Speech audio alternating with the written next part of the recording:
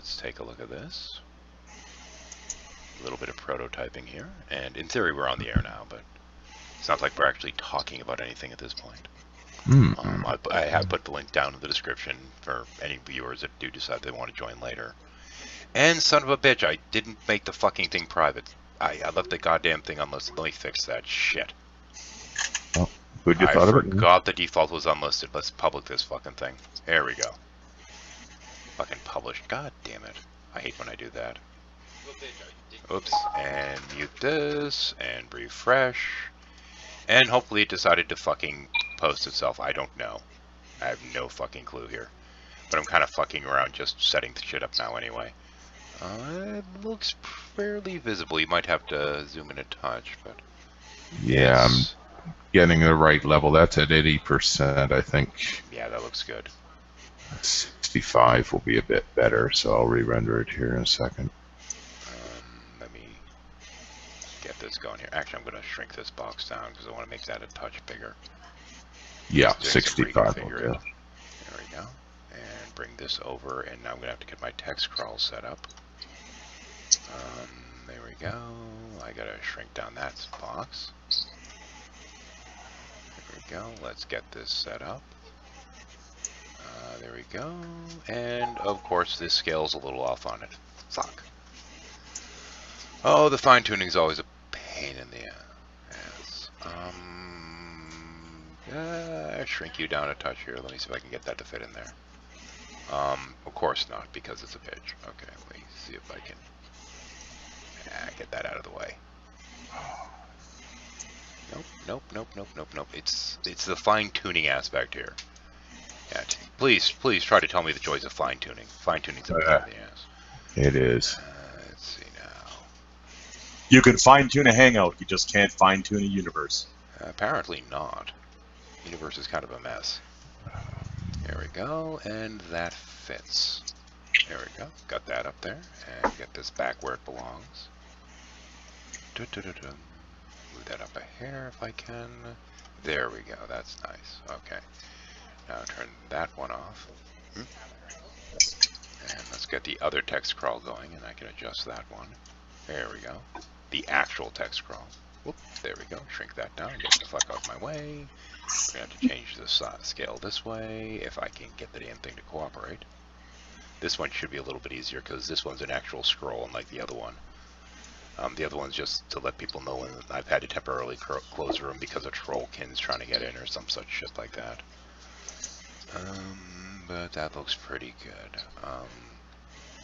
Yeah, looks good. And when we get more folks in here... Oh, actually, that reminds me. I do actually have to add room for at least one more. Hopefully I can get enough folks in here at some point that I can see about extending this out. But for now, there we go. Get Nodvik in there. And I will figure out the scaling of this later. Because I'm trying to do the format a little bit differently this time around. So we'll see how this turns out. I don't fucking know yet. Actually, I should shrink that down a touch more because I was going to try and expand this. As I sit here talking to myself, I should be used to it now with all the storytelling that I've done on the fucking channel at this point. I should be used to talking to myself. Updated coming in. Okay, let me take a look here. Same file name, so. Okay. But I think that will do. And downloading. And then we'll see about getting the live light in there. And see how this scales up. And then I can fuss with some other shit. I don't know. But yeah, 15-person hangout. We have like pretty much nobody watching. I think the one watching is probably me at this point. But since I initially started this up as unlisted like a fucking retard, I'm probably gonna have to manually share. I don't even know if it's gonna show up on the Google on the YouTube side properly or not. I'm heading to pull up now. Let's see now, open. Oops. Ah, fucking thing. Oh, a little fade there. I'll have to modulate that slightly. Let me see if I can figure out what folder it's saving this shit in. And G+ doesn't have it showing. Let's drop that here for now. There we go. And dump that in here. My classic live light, and slightly modified so that it does glowy shit. But on my end, I can change it to make it even more fucking glowy and obnoxious. Which, that's kind of fun. Not showing on YouTube, though it Oh, is it will, saying that you're live. Okay. No, it will. I'm just fucking with this and bringing up the brightness a little bit. Please stand by. There we go. Now that we're closer to maximum brightness, let's put this to about, 20 sounds good. Give a hair of transparency to it for the hell of it, because I can. There we go. That should make it a little bit easier to read. And this is which one? Let me take a look. What does this one? Oh, okay, that's that one. Okay, that should do the trick. Leave that at base on that one. And we will change the layout slightly to get rid of the aspect ratio so we can widen the fucker out a little bit, because otherwise way too fucking obnoxious. Of course, if dipshit comes in here again and decides to complain about it, I'm going to make it fill the entire fucking screen and put in the little MP3 file that just keeps saying over and over, "We are live, we are on the air. You are a fuckhead if you can't figure this out." Let's do a share on here, because I don't think it's shared properly on the YouTube side. Oh, man. You can't expect me to act the same live as I would in the private hangout. Oh, yeah, I can't act the same around everyone. Yeah. Oh, I no. can't just be myself. Oh, no. Mean, can you imagine consistency in one's behavior? What a horrible thought. Listen, when these hangouts aren't live, I don't ever yell penis. Yeah, you got. Yeah, exactly. We've been entirely penis free in here until we went live. Yeah. See that live light that Heathens puts up there lets me know that it's appropriate now to yell penis at least once in the conversation. Yeah, at least once, yes. And I mean, once is a given. Like twice is a bit iffy. Well, no, doing it more than once is you just look like a dick. Well, yeah. At that point, yeah. Because usually at some point someone's always going to make a statement like, "Wow, no one's brought up penis yet." You just yell penis. Yeah, Jackie will run in and say, "Has anyone said penis, penis?" And then she'll leave, and it's like, "You're not even conversing today?" Oop. Okay, it's just about the penises. Oh, come on, Heathens. Did you like what I did to her yesterday? Yeah, the weird boop thing, that was vaguely amusing. Yeah. I had Heathens play a video of a recording of Sputnik. So it goes beep, beep, boop, boop, beep, beep, boop, boop. Yeah, Jack, you just got booped by Sputnik. By the high and mighty Booper. Unfortunately, most people have no idea what the hell we're talking about with that, but that's fine by me. Yeah. No poop. I know what Sputnik is. Aside from that, I'm lost. Sputnik, it's a Russian thing. No, I think the boop thing is the confusing part. The Sputnik 1 is the first artificial satellite put into space. And boop is a boop on the nose, which drives Jackie weird. Yeah, and it put out a telemetry signal that basically just went beep, beep, boop, boop, and repeated. Yep. Okay. And because it makes the boop sound, Jackie was booped by Sputnik. Yeah. Beep, boop. Let me redo this, because that's off now. We're off. Some of my frames are in a weird place. It's going to take some time to fine-tune this to get it to look right. Yeah. I had a couple complaints about the old interface, including from Sean, who's an actual AV guy. So I'm like, fuck it, I'll see about redoing it. Let's see now. Screen cap, there we go. Creative chaos with no set topic. Yay! Pretty much. The problem is with the way that this thing looks right now, I can't tell where the fucking border by headless is. Which, a little bit of a nuisance there. 1, 2, 3, 4. Fuck it. Close enough. And not Vic left, so I don't have 5 to make sure that I have the line right on the bottom one. Damn it. That's, I think, close enough. I don't know. Well, I'll probably have to do it later. Actually, I'm supposed to grab the first 4. Damn it. That's what I keep screwing up. Screen cap. Here we go. How are you getting this to work? It's mostly magic and unicorn farts, but eventually it's done. It's XSplit. Yeah, I live stream when I'm doing these things as opposed to... Yeah, but how are you cutting the individual, You can screen... part of your screen, but I didn't... capture part of your screen and then position it within the broadcast window. Yeah, that's all it is. It's desktop publishing. It's like Photoshop. Basically, think of it as just cutting out a screen region and then pasting it onto the app, more or less.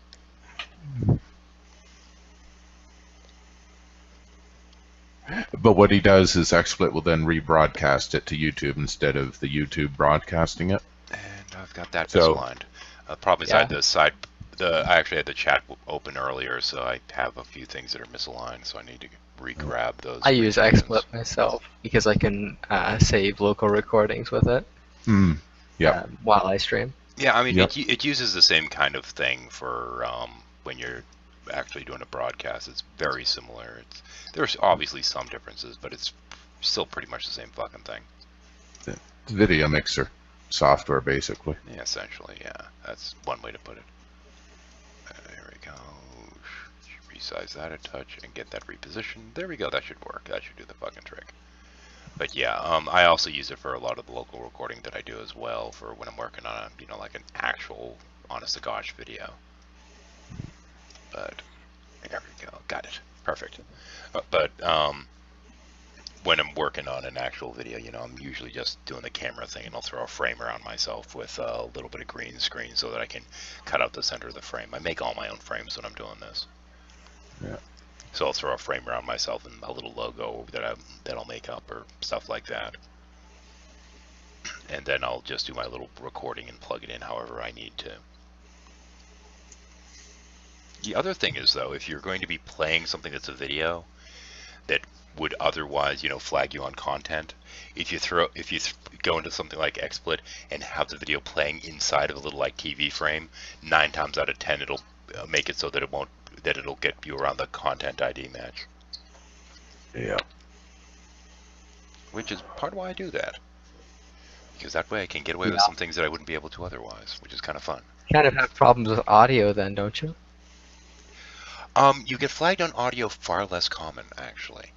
Unless you're using like commercial music, that's a different matter entirely. Yep. But if it's just the audio from some video, most of the time that doesn't actually get caught in the filter. Sometimes it does, but not as often. I don't get the idea of auto flagging anyway when it comes to content. Like NBC News has auto flags, I believe.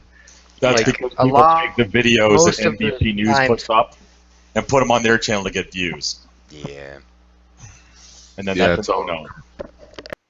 Yeah, but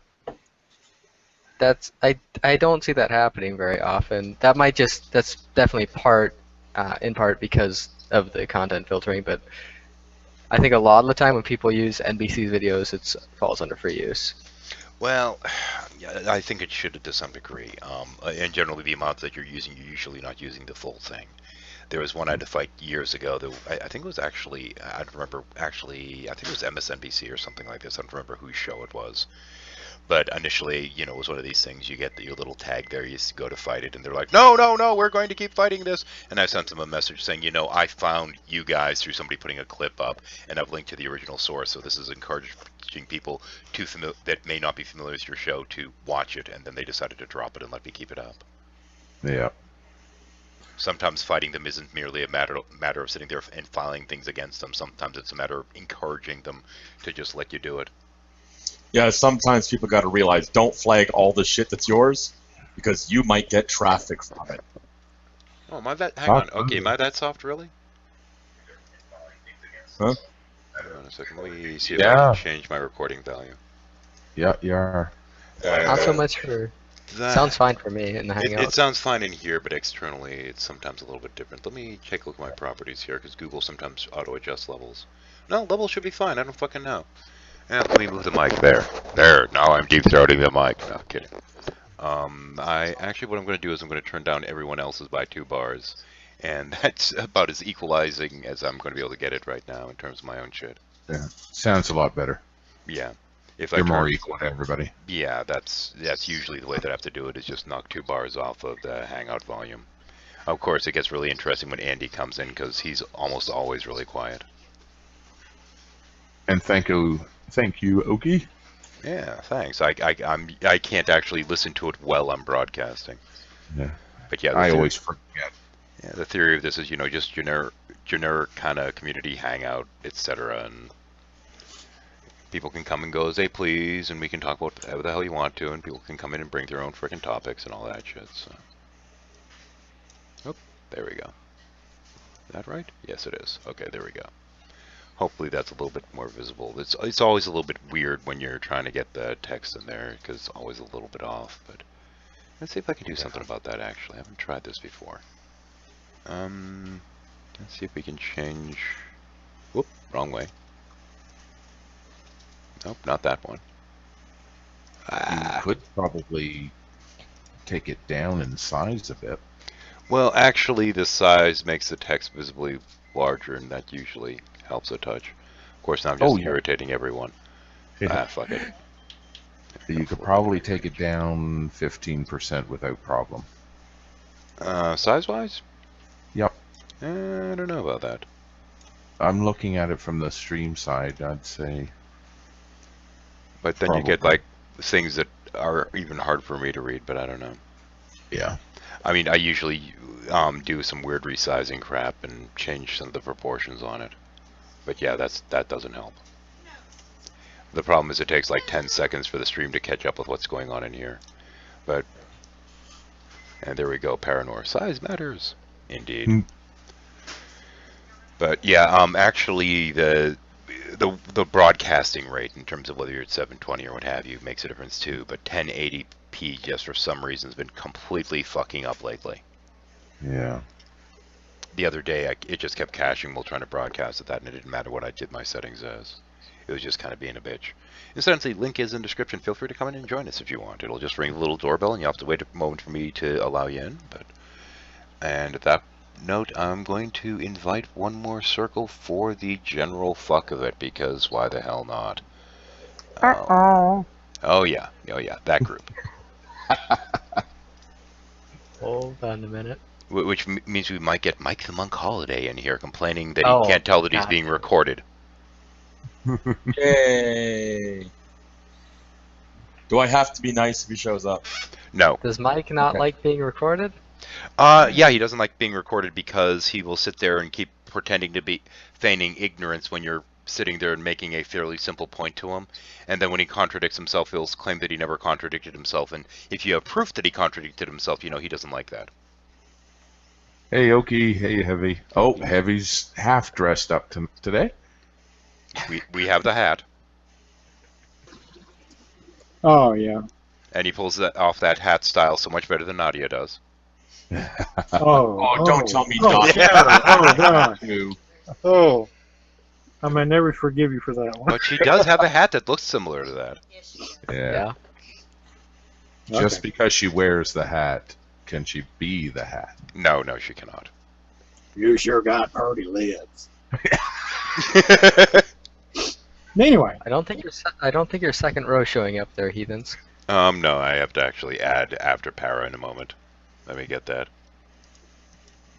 Yeah, the thing is, this part of this is me having to adjust it because it's a change of format, and when I try to do a change of format, I always have to do quite a bit of fine tuning to get it to come out right. There we go. Right now we have a real close up of Heavy's eyes. Well, there we go. And I think we have that scaled right and everything. Looks like it. Oh, there we go. Yeah, sure enough. Huh? And we may or may not have room for the third row. I'll figure that out when we get to it. Oh, my. And eventually I'm going to be turning down the bandwidth further because I'm going to try. I don't know what y'all saying, but I'm saying something really weird. I've got to ask Heavy a question here. We've seen the hat. Yeah. We've seen the vest. Now, is it pants or assless chaps? No, blue jeans are better. I like blue jeans. Oh. Because I ain't got no ass. Well, I got a bad case of the old man's disease. No ass at all. No acetol. Now that sounds like a really weird drug, actually. Well, maybe that's it. Yeah. I see a very super close-up of whatever you got there. Yeah, it's very close on Heavy's face when he's talking. Yeah, I can fix that. I can definitely fix that. As far as I'm going to understand, changing the bandwidth on my side should only change it on the stream, so you guys should still, in theory, be seeing my XSplit, yes or no? Right now we see your icon. Okay, crap. I'm gonna have to actually turn it up enough that I'm showing the live light in case dipshit gets back in Yeah, here. there it is. It's real zoomed in real close. You, I don't want to be showing your nose hairs, but the idea was to basically just be dealing with the camera, people essentially having cameras off. But apparently, if I'm going to be showing the live light, I'm going to have to make sure that mine has at least some functionality. We'll figure that out later. let's see. Yeah, look, I'll just turn it on and yell at people when they get in here. If dipshit comes in here, I'll just turn on the screen and say, "Look, there's a live light, asshole."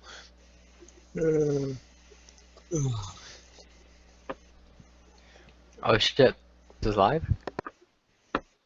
Yeah, yeah. This is I there's. forgot to put on my nice face. Okay. Sorry, Yeah. fellas. Yes, Makeup. you have to put on that. But like I'm not a total prick attitude all of a sudden with the moment you go live. Yeah, I Yeah. know how this works. Actually, for now, I'm just going to grab more of the screen. Fuck it. There we go. Get that out of there. And we will just grab more screen and say to hell with it so that we don't have all the nose hairs. Because, you know, this is not necessarily about epic heavy holler nose hair. Yeah, old men have bad nose hair. Yeah. There we go. Get that up there. There's a treatment for that. Is there? Tweezers! No, it's a little clipper razor thing you use to trim them out. I got one of those. Okay. Work on ears too. Just Yeah, I got Irish ears. I just use a lighter. what do you grow potatoes in there, Paranor? Oh, I could do a handlebar mustache out of my ears. Let's put it that way. That's Thank you for horrifying. that. That's just horrifying. There are Yeah. some things we do not need to know. I think this is time to accuse you of pretending that you're on Facebook or something. Oh hell. Well, you know, that's where people go to overshare. And die, apparently, as well these days. Bloody hell. Well, you know, I mean, Facebook, just pages for the deceased are kind of the new thing. They are. There's cemeteries being made, aren't there? In essence, yeah. Yeah, I put a picture up showing what I was seeing. Don't worry about it. Well, in terms of my icon, it's going to look kind of weird because my screen's wider on my end, and yeah, on the actual external stream, it should look fine. Wider on your end? Isn't that what she said? No, that is definitely not what she said. That's what you'd like her to say. There was a comedian I heard, he was talking about having sex with his wife, and she was saying, harder. He said, yeah, I can handle that. Faster. I can handle that too. She said, deeper. I said, no, that's as much as you're getting. Oh, that's horrible. Oh my yes. Yeah, I tried inviting some of the disagreeable folks, but they tend not to come to my room. I mean, and part of it is, you know, with this particular layout, when somebody goes to join, it doesn't show the participants. So a lot of people are like, oh, well, it's an empty room, I'm not going in there. The other ones are like, well, this could be an ambush, I'm not going in there. So it can go either way with that. What are we going to ambush them with? Our Doing. agenda? I Yeah. don't fucking know. The gay liberal Nazi agenda. Yeah. Yeah. No, that's incorrect. You forgot to add the word atheist. Oh yeah. Oh, yeah. That's Gay, just liberal, implicit. atheist, That's Nazi. implicit. Wait, sorry, the gay. You put gay before atheist, or you put the gay before Nazi? I don't know. No. You can't put have gay atheists before. in there The because gay has to go Nazis first. have got min uns on their belt buckle. So I'm sorry, they can't be atheists. Well, yeah, but at the same point, there has been this big thing going around that a bunch of Christians have been trying to promote the notion that all Nazis were gay. Yeah, every Yeah. single one of them. Yeah. Well, It started at a gay bar and they wrote up the whole Come thing. on, guys. They were socialists. Come on. Those are liberals. Come on, No, guys. Come I on. think it entirely has to do with You know, the SS outfits, because uh, those SS outfits, they were damn snappy. They were. yeah, they were snappy dressers. Listen, I mean, they who were could read? snappy dressers. They loved their cabaret, and one of the uniforms did have a pinstripe that goes down the leg. Well, I mean, it's probably, in terms of military, the best military uniform that's ever been. Yeah, it was designed by Hugo Boss. Was it? Yes. And Mel Brooks made a movie of it. I don't know. That was the one thing with Babylon 5 when that show was on, is that they did kind of modify the Psi Corps outfits after the Nazi outfits, which was amusing. They just left out the jackboots. Yeah. But it really added an extra air to it. So no. you mean they couldn't click their heels? No, there was no heel clicking, no. Yeah. Well, they were the shadow government. They're a little bit too in your face to be shadow anything. Well, true, but Well, that way you don't see them coming, and you don't know what they're doing if they're,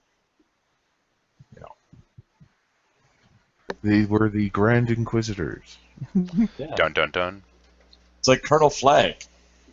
He works for the CIA, but he tells people he works for the FBI, so they think he works for the DMV. Ooh, double streak. Something. Okay. What was it? I don't know. I kind of enjoy the stray references from my subscribers and what have you to, things like the Grand Inquisitor. That amuses me. People are actually retaining things from story time. Mm-hmm. Yep. Yeah, a little pays stressed over attention. Friday, because Friday I do not actually have pre-written. The rest of it I do. Yeah. So it's going to truly be a first draft, and it might not even be a draft. It might be off the top of my head at times. I have no fucking idea. We'll know when we know. Yeah, well, the funniest thing is when I'm going through the first draft, there were like 5 or 6 times that I'm looking, going, "That's the wrong letter. What the fuck was I trying to type there?" And there was only one time that I had to actually stop and go, "What the fuck is that?" Mm-hmm. Or to quote the Princess Bride, "Dear God, what is that thing?" I mean, it's That one was thing. a beautiful rant. Yeah, I mean, it's one thing when you realize that you've just kind of screwed up and thrown the wrong letter in there. It's another thing when that wrong letter forms a totally different word, and you're like, what did I do? Yeah. Brain fart. Yeah, but even that's better than like trying to read the writing of Phony Beatlemaniac when it's just like, did either he's trying to talk about peripheral profit or he's talking about pedophiles. Which Okay, is he doing? Could That was be. weird. Heathens, Could be one both. simply does not just read the typing of Phony Beatlemaniacs. No, somebody sits there and tries to convert it to English. Mm. No, several people sit down and hoe and hum over it and try and convert to English. Yeah, you do kind of need a quorum to sit down and try and figure it out. Yeah, that's probably the better way to do it. It's kind of like going through some of the old Bible texts. You have to do all kinds of backflips to make it make any fucking sense. But I'm sure you laugh more at his stuff than what you would at the Bibles. Now, after we went off air yesterday, with the hangout that we had prior to the Deeper Than Dogma, I was speaking with Shamos for it was only 2 more minutes after that thing was done. And because he's like, show me a contradiction. I'm like, okay, here's a fucking contradiction. So I showed it to him, and it was one of these things kind of like, okay, in what world is this not a contradiction? And his argument was, well, when they told the disciples to meet, when, in these 2 books, when they say that the disciples were sent to Galilee to meet them, and these 2 where it says they're sent to Jerusalem, and in this one where it says that they were to stay right there, these don't contradict because it doesn't say that one of these is first, because they could have gone here and then gone here and gone here. It doesn't say that to just go here, or first go here and first go there and first. I'm like, dude, are you fucking kidding me? Yeah, Ozzy got him good on one also on Deeper Than Dogma. Yeah. Ozzy got him real good. I got the timestamp marked too. But I mean, it's one of those things. It's like, okay, here we have a clear freaking contradiction. Yeah. And it's like, and I ended up saying to him, I'm like, dude, this isn't about you being honest with me. It's about you being honest with yourself. Have a good one. And I was out of there. At that point, I was just too disgusted. Yeah. It's like, it's a contradiction. Is it theologically significant? Not really. But it is a contradiction. Get over yourself. It's not perfect. And that's the problem, is the people insisting that this stupid book is perfect. Yeah, well, what Ozzy brought up was, okay, when was Christ born? Was he born during the rule of Herod, or was he born during something else? Because there were quite a few years difference between these 2 events, And, I mean, the Ozzy thing is, went on and on and on, and explained it, detail by detail and everything. And then Seamus tries to pull the apologetic thing, and it's like, no. But I mean, Nobody the thing bothered. is, whether he was born this year or this year, it's not theologically significant, so it shouldn't be a major hang-up unless you're trying to claim that everything in there is perfect. And Yeah. that's kind of where you run into the issues, is when you're claiming Yeah. absolute perfection.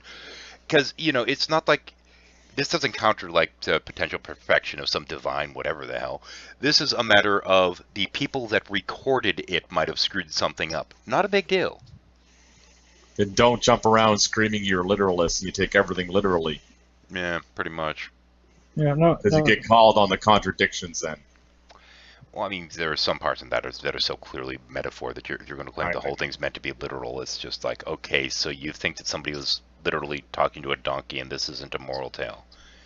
You think that all the events of Job literally happened, even though the first line of it is, for all intents and purposes, there is might as well be once upon a time. I mean, it starts off with, there was once a man named Job. I mean, if this isn't just clearly just a story for people to learn something from, you might want to go back to your literature class. Well, Wilbur. Yeah, so where I run into trouble is that some of them, they're going like, this is the literal word of God. There's no contradiction. There's nothing wrong with it. And then you look at it and go, wait a minute. And then you start bringing examples up.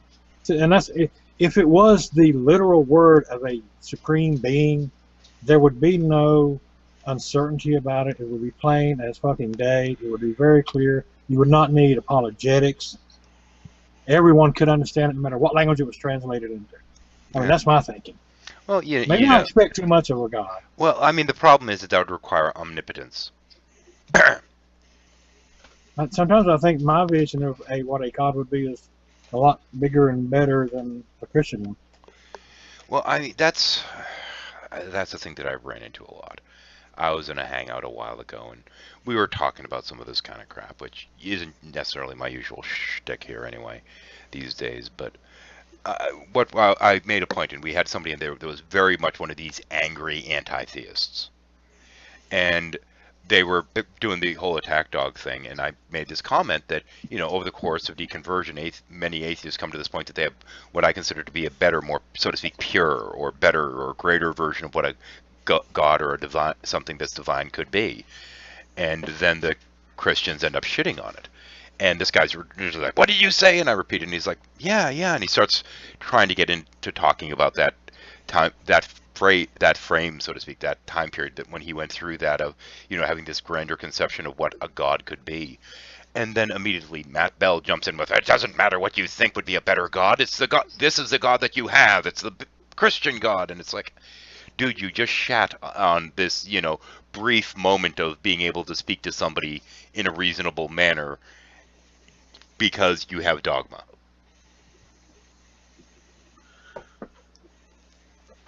Oh darn! I lost my video. Oh, you lost your video. What? Oh no! I just got through editing and saving down a video on a new some new Power Ranger toys, and I was getting ready to upload it to my channel, and I forgot where I saved it to. Oh, there it is. Sorry, never mind. Power Rangers not my time period. I have met some people that are like weirdly into it. Predominantly women that are weirdly obsessed by it. Honestly, I meet one day in the mirror. But hang on. Briefly online, I don't know if you caught it or not. Somebody had made basically an immature movie that was Power Rangers themed, that was a lot more adult and honestly didn't suck. I don't know if you caught it or not. I think it's been taken off by now, but it was actually pretty interesting. It was like years later, and it was very much, you know, the independent kind of thing going on there.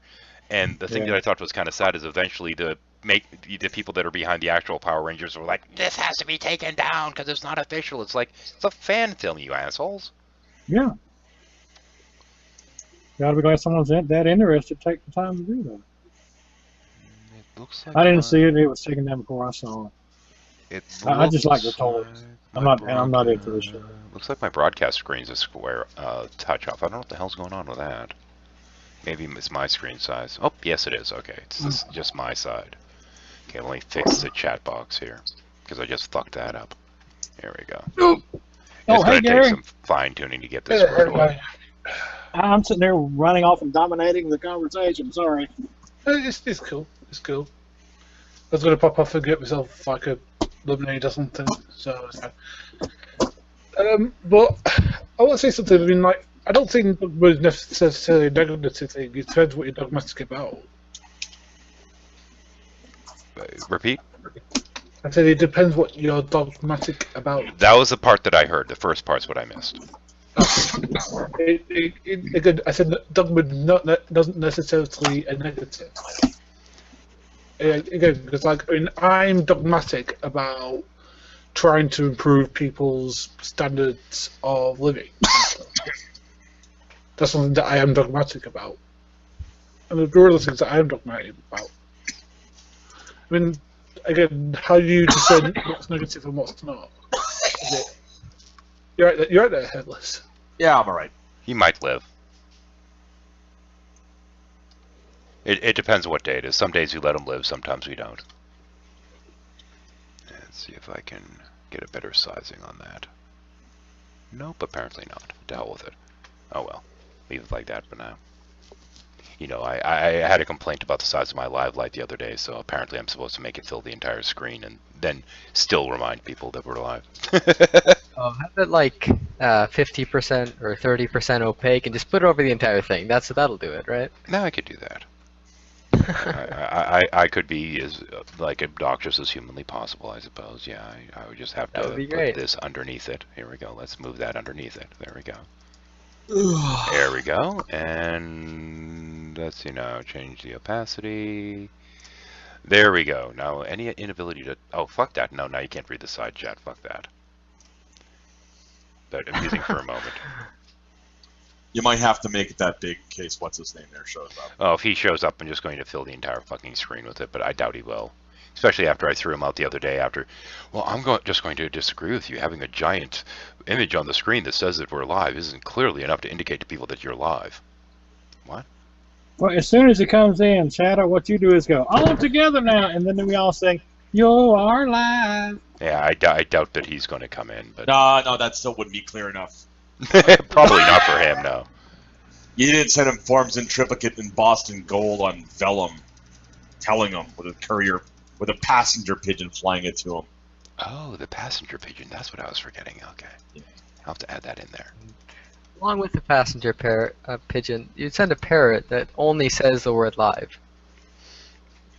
Well, I mean, that was kind of the joke that I did with the MP3 file yesterday, because it was just every 10 seconds said, "We are live. You are on the air. You are being recorded. We are live. Do I need to spell it out in semaphore or braille?"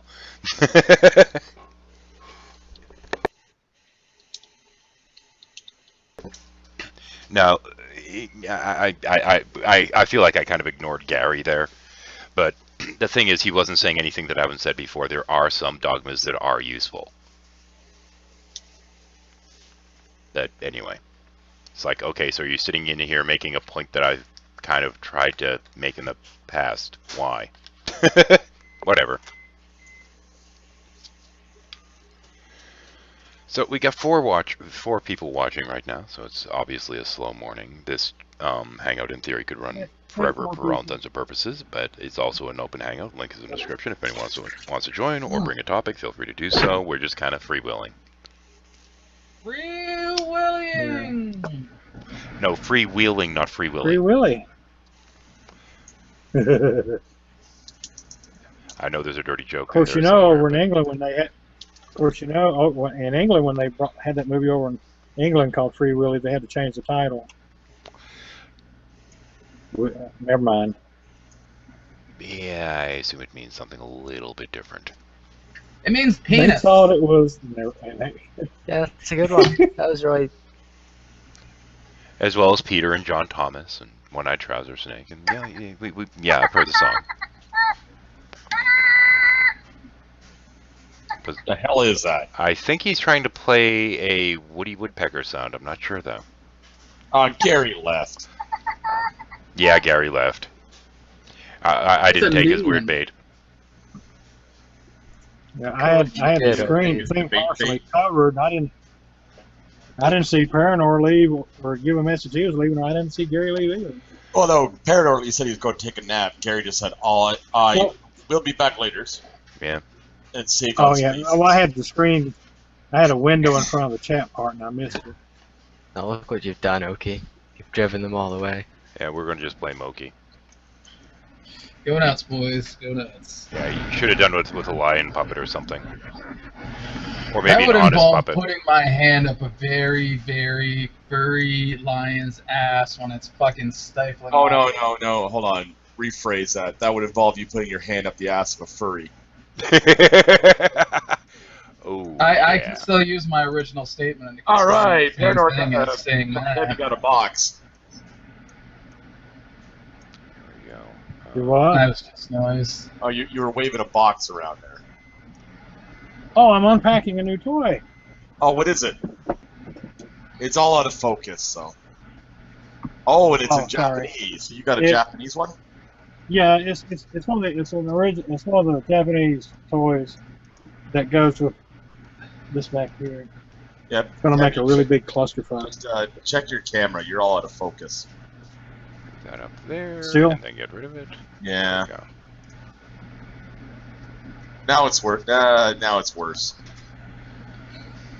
Oh well. we go. Everyone Hold on, has hold on. AIDS. Turn your camera off and then turn it on again. You've been watching South Park lately? Just No. turn it off and don't turn it back on again. Yeah, Oki's another one that there are times No, that I can't it's- tell whether it's he's trolling or not. No, it's working, but you're all like because you were waving the box around. So it focused on the box, and now it's not focusing on you. I'm way too busy to hangout troll. I'll text troll just because I can do that over 12 hours. But hangout trolling, I just don't have the time for that shit anymore.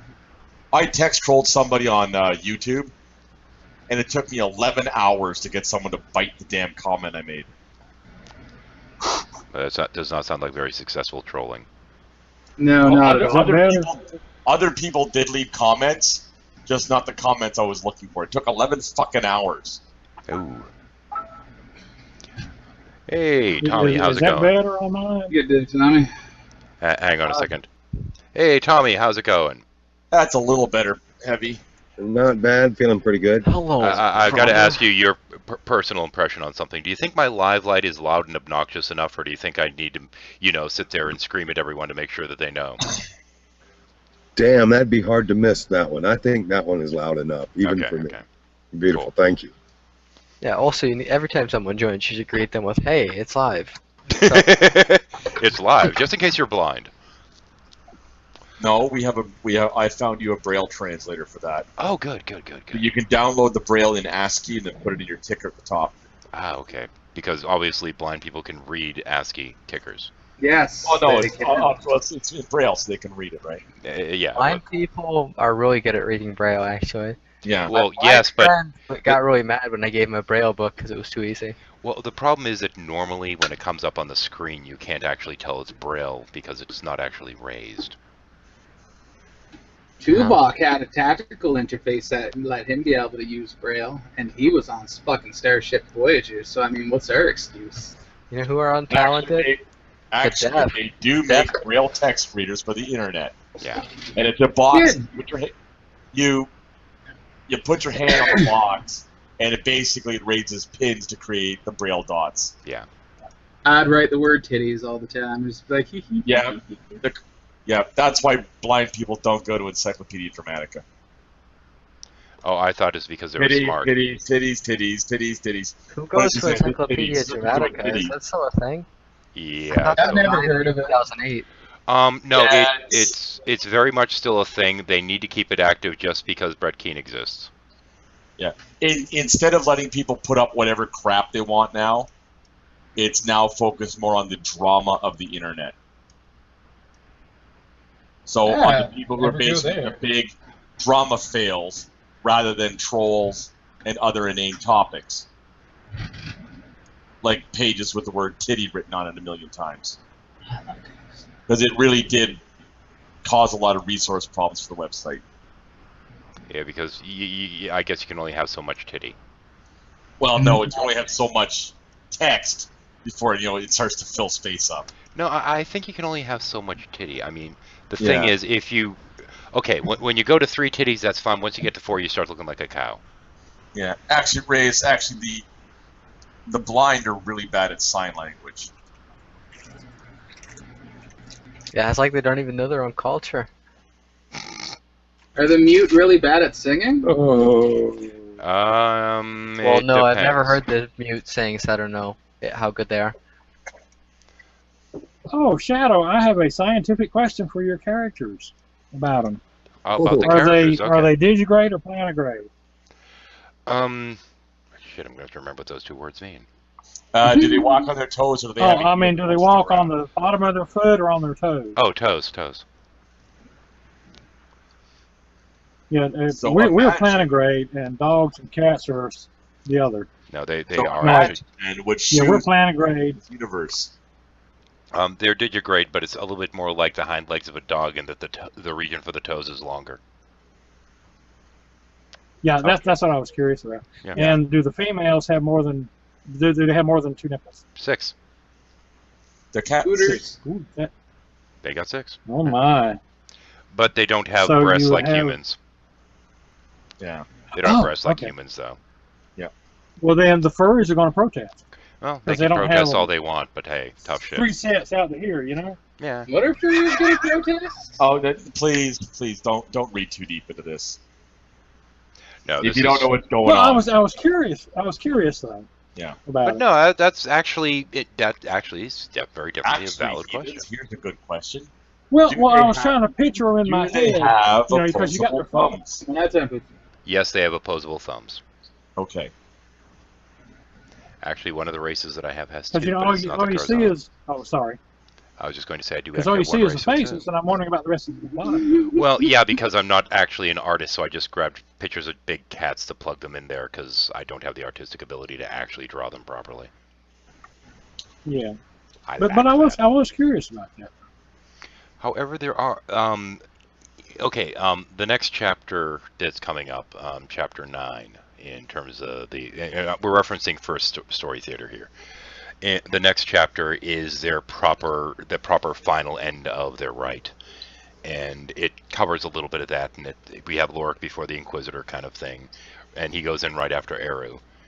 The Inquisitor that they're dealing with is from a different province in this case, because they're in the Kolyaro province. He's from the Kolkari province, I believe it is. I'll have to double check my notes on that one. But the Inquisitor they bring in is from a different province, but he's still technically a Grand Inquisitor. He's just from a different region on the planet. That way they still have the big high official to have to deal with and this kind of stuff. And after that, they move down and they go to the Off-World Bazaar, and this is where the other races start coming into play. Technically, there's one other race that's kind of introduced during his visit in front of the Inquisitor. But after they go to the Off-World Bazaar, that's when you start running into some of the Terran breeds and this kind of stuff. And there are more Terrans later, and you get out of the Curzon-only kind of bubble within the next couple chapters. Oh, you're talking about humans, Oh, yeah. right? Yeah. Oh, okay. Terrans, yeah. So I wasn't sure if your universe was like that. You know, there were no humanoids. Well, there are, Or whatever. okay, there are humans. There were initially 12 ships that were sent off from Earth prior to its destruction because, you know, people are stupid, so the Earth was destroyed due to that stupidity. Because when you have a species race, when you have a race that's coming to visit you to try and make diplomatic relations, and they look kind of like a squid, you probably shouldn't be feeding them calamari. Ooh. You know, pigeons really, really like chicken. Like, they absolutely adore chicken. Interesting. Who doesn't? But Chickens. yeah, trying to feed something that looks like their fetal young is generally not a good idea, though.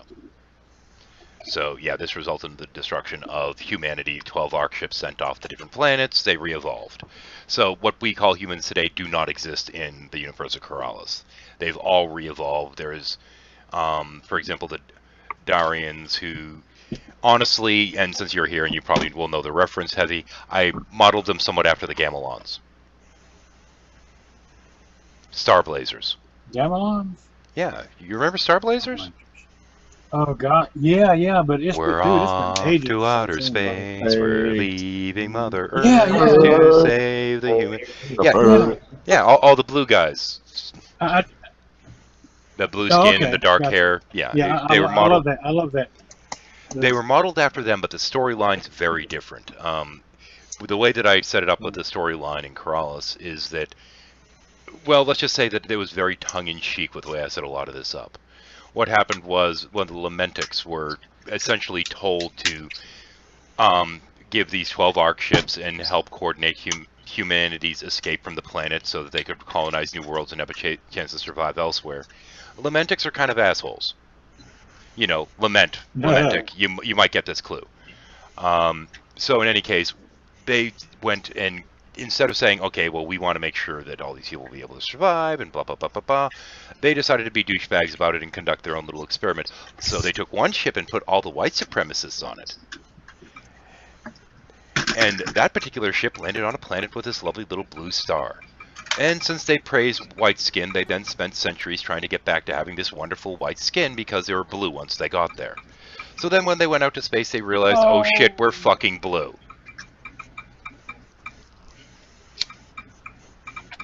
So it was experiments kind of along these lines that they ran.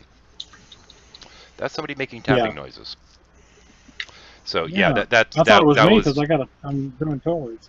So that was kind of my joke pertaining to that one. You know, white supremacists are set off to a planet with a blue star, and they end up fucking blue because they're trying to be white. Because I thought that was just absolutely hilarious. The only thing I really remember about Star Blazers was the Yamamoto was trapped in a hollow asteroid or something. It was about to blow up, and they said fire the cannon and turn off the inertial dampeners.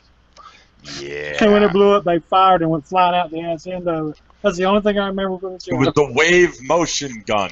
Yes, we're going to sit there and fight like a bunch of idiots and fire off the wave motion gun, yeah. Every episode, we must fire the wave motion gun. Yep, except for the ones that it was broken, in which case they had to fix it so they could then fire the wave motion gun, yes. Yes. And the first time they fired it, they destroyed a continental-sized asteroid and realized, we should be very careful with this power and use it sparingly. So and then they use it every once an episode. Yeah, only once an episode, yeah. You know, well, it kind of, it's very similar, because usually with the whole wave motion gun and all this other crap, it's like, they use it as if it were some kind of fucking last resort or some shit. It's like, oh no, we must use the wave motion gun, oh no. But after a while, they started realizing how fucking stupid this was, and it's like, okay, there's a huge enemy fleet, fire the wave motion gun, fuck it. Then start shooting at what's left over. They started figuring that out later down the line, as opposed to say, oh, one of your favorites, Heavy, in which it's, you know, they have this stupid like legendary sword or shit that's a kill everything fucking weapon, and it's like, oh no, we're going to do everything else and get our asses kicked, then we'll decide to do it. It's like, just start with that. What the fuck? You just wasted this entire episode. Oh no, we're getting our asses kicked. What will we ever do? Oh no, the tension. Use the kill everything weapon, you idiot. Well, I think I think it's a drama thingy. After a while, the crew of the Yamamoto realized that, you know, they've only got a year to get to Iskandar and back again. Yep. Oh shit, he remembers where they were going. To get there and back. Okay, so no more fucking around. Just fire the wave motion gun. Yeah, that was we're already pretty up much to 3 months here. Well, that and it was like always like the fleet. We're being attacked by this massive fleet. Fire the wave motion gun. Okay, we've made a hole. Let's go. We're kind of in a rush now because we fucked around way too long. You figure after a while the Gamelons would have said, you know, why don't we just wait until they come back? Well, actually, what I thought was fucking hilarious was, you know, they finally get back. It's like, oh great, we were able to save Earth, and then you have that fucking meteor thing.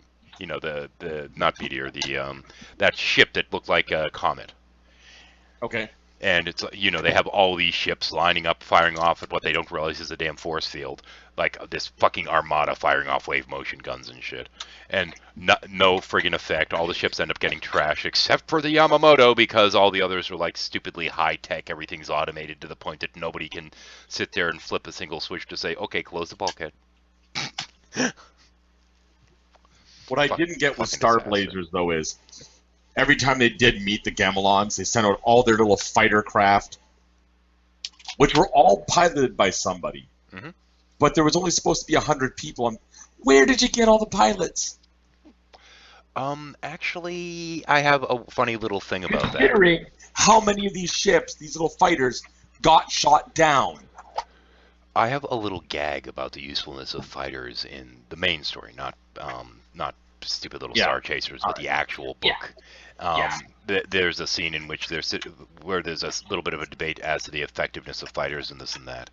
And the only ones that really use them effectively is this empire that's a hive mind. Oh. Yeah, it's what it says on wow. bees.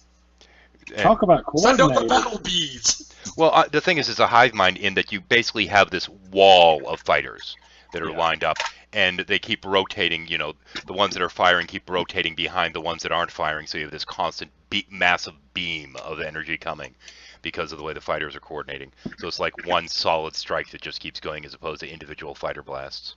Yeah. Wow. And all right, heathens, let's see how much you remember from Star Blazers, and maybe heavy. If you Uh-oh. Hopefully I've forgotten. I wouldn't. Yeah. What do you get on your birthday I do not as a remember. crew member of the Yamamoto? I do not remember. I'm kind of glad I was not that much of a geek. Didn't even remember the destination's name, for fuck's sake. Anybody? No. Anybody who's watching on YouTube? They're just You looking can't at us like look it they're up. crazy because they probably have no idea what the fuck we're talking about at this point. You got a steak dinner. Oh, okay. That makes sense. On your birthday, you got a That's steak dinner. right. Otherwise, you ate regular ship's rations like everybody else. That actually kind of makes sense. It'd be a nice little morale thing and what have you. Yeah. And better than cake at that point, shit. Well, yeah, Fucking because meat. they were limited on space and resources. You got to take all these people for a year. So on your birthday, that's what you got. You got a fancy meal for dinner. Incidentally, for those watching, links in the description. Feel free to join and bring a topic. Don't just sit there listening, being frustrated with what's being discussed. Give us a topic. We will switch to it gladly. Because Yeah, right that now was about like it's like nostalgia road here. Yeah, that's about like Robotech. I watch that all the time, but Oh, I don't yeah, remember man. that much from it. I Well, remember the motorcycles that changed into suits of armor. well, and I got the Robotech. That was the SDF-1. second series. Well, That was the yeah, Yeah. that Robotech itself was kind of the second series. It started off with Macross, didn't it? Yeah, the SDF-1. That was awesome. Yeah. I No, got when, toys. when they're in space with Lin Min Mei, and they first discover everything with the Super Defense Fortress, that's Robotech. That's one. Oh, that was Robotech. Okay, so And they Macross had was the later. second one when they're on Earth with a bunch of planes and motorcycles. I'm not sure what that was called. I think it was still called Robotech. Then later you got Macross when everyone's back on Earth. They have a city built around the fortress stuff and all the shit's going on that I have no fucking idea anymore. Well, I mean, okay, the whole notion. SDF-1. Yeah. Oh, yeah. There we go. But the thing that kind of got me about the whole thing, Robotech, Macross, all this stuff, is the whole what oh crap, what do they call it? Culture or whatever the fuck they called it. Basically, the aliens are suckers for humans singing. And that, When they're during a battle and this woman was singing? yeah, and Yeah, the, but and the they singing were was singing, distracting and they- the aliens, and yeah, that kind of stuff. They became enthralled by it. And And then they moved on to the next season of it, in which they ran into another, even more scary group of aliens that were at war with them, as well as the aliens that had already kind of converted over to be friends with the humans, which hated the music and Envy. singing. Yeah, so then you have the aliens that hate the singing coming to attack. Because everyone was so Yeah, I sick got of the some models of singing the will envy. win trope. Yeah. Because clearly J-pop is the source of all the evil in the ultimate universe. weapon to destroy evil. Yeah. No, it's the ultimate weapon in the first one and the ultimate evil itself in the second one. Good grief. Or the third, technically, I think it was. But yeah, J-pop. Yeah, what my fun. Envid are in the other room. Oh, the ones in the second one were Zentradi, weren't they? Yeah, the Zentradi, that's right. Yeah.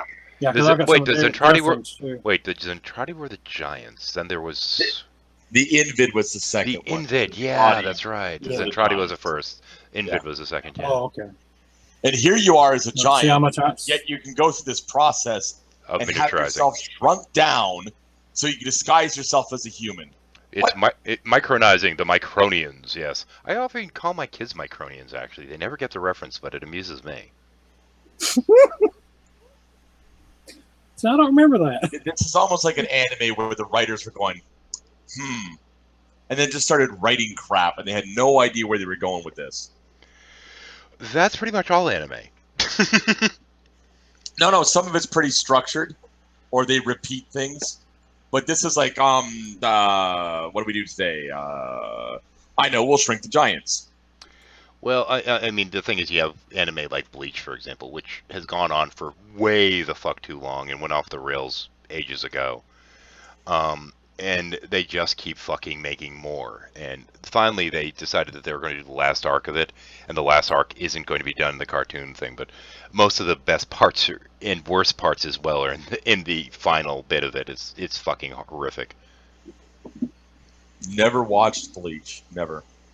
The first arc's alright, the second arc's okay, the third arc is fuck you, the fourth arc's, I think, good if I remember correctly, fifth arc is absolute shit, sixth arc is let's take all the other arcs and throw them in a fucking blender.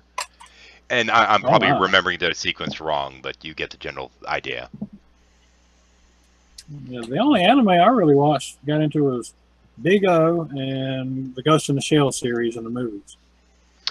Ghost in the Shell, I liked the first movie. The fact that they tried to continue it beyond that, I thought was kind of stupid.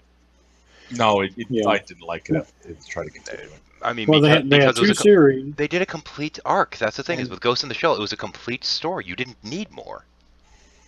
Yeah. Yeah. Oh, and we have microblogging. I enjoyed the Come on in. series. Yeah. Yeah, I think we ran everybody off talking about anime. Oh, Have you- I'm what about quite sure we Akira? did. I'm quite sure we ran everyone off with the anime talk. Yeah. Did you ever watch Akira? Oh, I love that. You have the It's classics, that of is course, so awesome. Vampire Hunter D, Fist of the North Star. Yeah. Some of them really did not hold up well. Okay, all right. When Paranor and Heavy's done here. When Heavy's done How making about- all kinds of racket, yeah. How about? Oh, I'm sorry. Let me mute. How about Golgo 13, The Professional? Not so much. That was one of the first instances of computer animation. And that's why it was kind of shit. Well, they tried. Yeah, they tried, but it was kind of crap. Yeah. I mean, there have been some good series that have been out there. There's actually one on Netflix now that's made specifically for Netflix called, like, what is it? It's like Knights of Sidonia, something that... The first series was pretty good. The second one, I'm looking at going, they are teetering on the edge of the rails. How long till they fall off? But, I mean, that can be said of anything on any shows. Oh, and we, of course, have the bike over here from Akira. Yeah, there we go. Dun, dun, dun. I just got that this morning at the flea market. Oh, cool. Let's see. Yeah.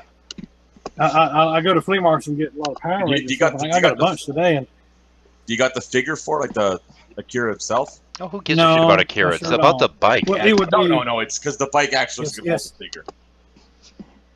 It's Kaneda that drives the bike. Sorry, Kaneda. Sorry. It's been a while. Yeah, just remember, Kaneda! Anyway. Oh, yeah. And Tetsuo! Yep. You're getting ready to kill him, and you holler his name, so he looks Yep. at you and does something before you shoot him. Yeah, Yep. brilliant. But it was still great. Well, I still loved it, though. Okay, all right, heathens, to be honest, Golgo 13 was put out in 1983. Yeah. So We didn't really have taking the that tech into down. consideration with the CG animation they had in it, that was in its infancy at the time. It was, but I still didn't like it. Yeah. I mean, the storyline I remember not liking. Hey, Micro, how's it going, man? Got an actual Hey. topic for us? No. Can you hear me? Okay. Yes, we can hear you. Yeah, I can't actually see the Hangout itself, the stream, because I'm in Germany and apparently it's not allowed in Germany. That's fucked up. It should be. Nah, it's in Germany. It's a copyright thing. Oh, Yeah. yeah. Because I have it at 18 plus, they've probably decided that it's inappropriate for Germans. Well, That's kind of crap. the I'm porn sorry, site we cannot is- allow this Hangouts. We have enough shice upon. Yeah, there's something Germany should have kept to itself. Mm. But it didn't. Either that or I did something to piss off Sony Germany. Everything pisses them off. It didn't say why. It just said it was restricted in the country. That's weird. I don't get if that's... Okay. It just is. Well, I haven't had the script kiddies. Maybe they were in Germany too. I don't know. Maybe. It's probably... It's the only thing I could think is that it'd be the 18 plus tag. Maybe. Because I throw that on there because we'd had a problem with little wannabe troll, wannabe hacker script kiddies that were kind of shit. Yeah. So trying to keep them the fuck away. You know, not that it's hard to make a fake account that claims you're older than you are, but, you know, if you're looking and you don't already have that preset, you're not going to find it. But I may have dropped off their radar at this point anyway, but that was fucking annoying. All little kids out for the summer, not having anything to do other than be little douchebags. Yeah. Lack of parental supervision. As my child walks into the kitchen and I have no idea what he's after, and then he's going to go back into his room to watch I don't even know what on his computer. Me? Hypocritical at all? Nah. Nah, their room is their sanctuary as far as I'm concerned. Their mother's repressive enough.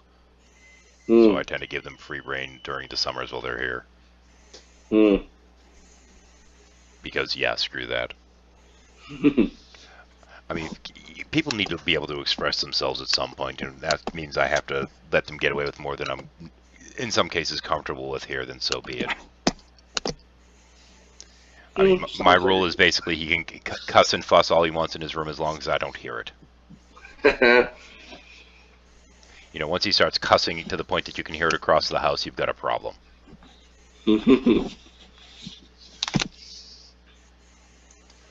Ursula Le Guin, I don't know that one.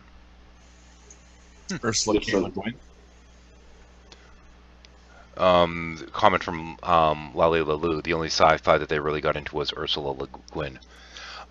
Honestly, she was in a James Bond movie, wasn't she? I don't know that one. I don't know the reference. However, what I do want to comment though is a lot of science fiction I think is kind of shit, quite frankly. Author, okay. When I was, initially getting out there as a kid, I was eating up pretty much everything because I love the notion of science fiction. But at the same point... The Lace of Heaven. Oh, okay. She wrote The Lace of Heaven. Brilliant book. The thing that always bothered me about science fiction is the general schools of thought is that it should either be, a major cultural statement or that it should be all about the science. And I don't like the, hyper all about the science shit. I don't really like the thing that it's all about society. I need the human element. It should be more about the characters. And the character-driven science fiction I absolutely love, and that's what I try to write. Because, you can organically work in, weird foibles about society, little gags about how ridiculous things are got in modern time, these kind of social commentaries, while still really having it be about the characters and have that just kind of be the background thing. As opposed to a lot of science. Story. Yeah, instead of a lot of science fiction that wants to put that so front and center that it's really more about how fucked up society is and less about the people interacting with it. But the people's kind of what makes the story worthwhile to me. Okay, heathens, just to throw a twist into what everyone thinks science fiction is, who here has ever heard of an old TV show called Francis the Talking Mule? No.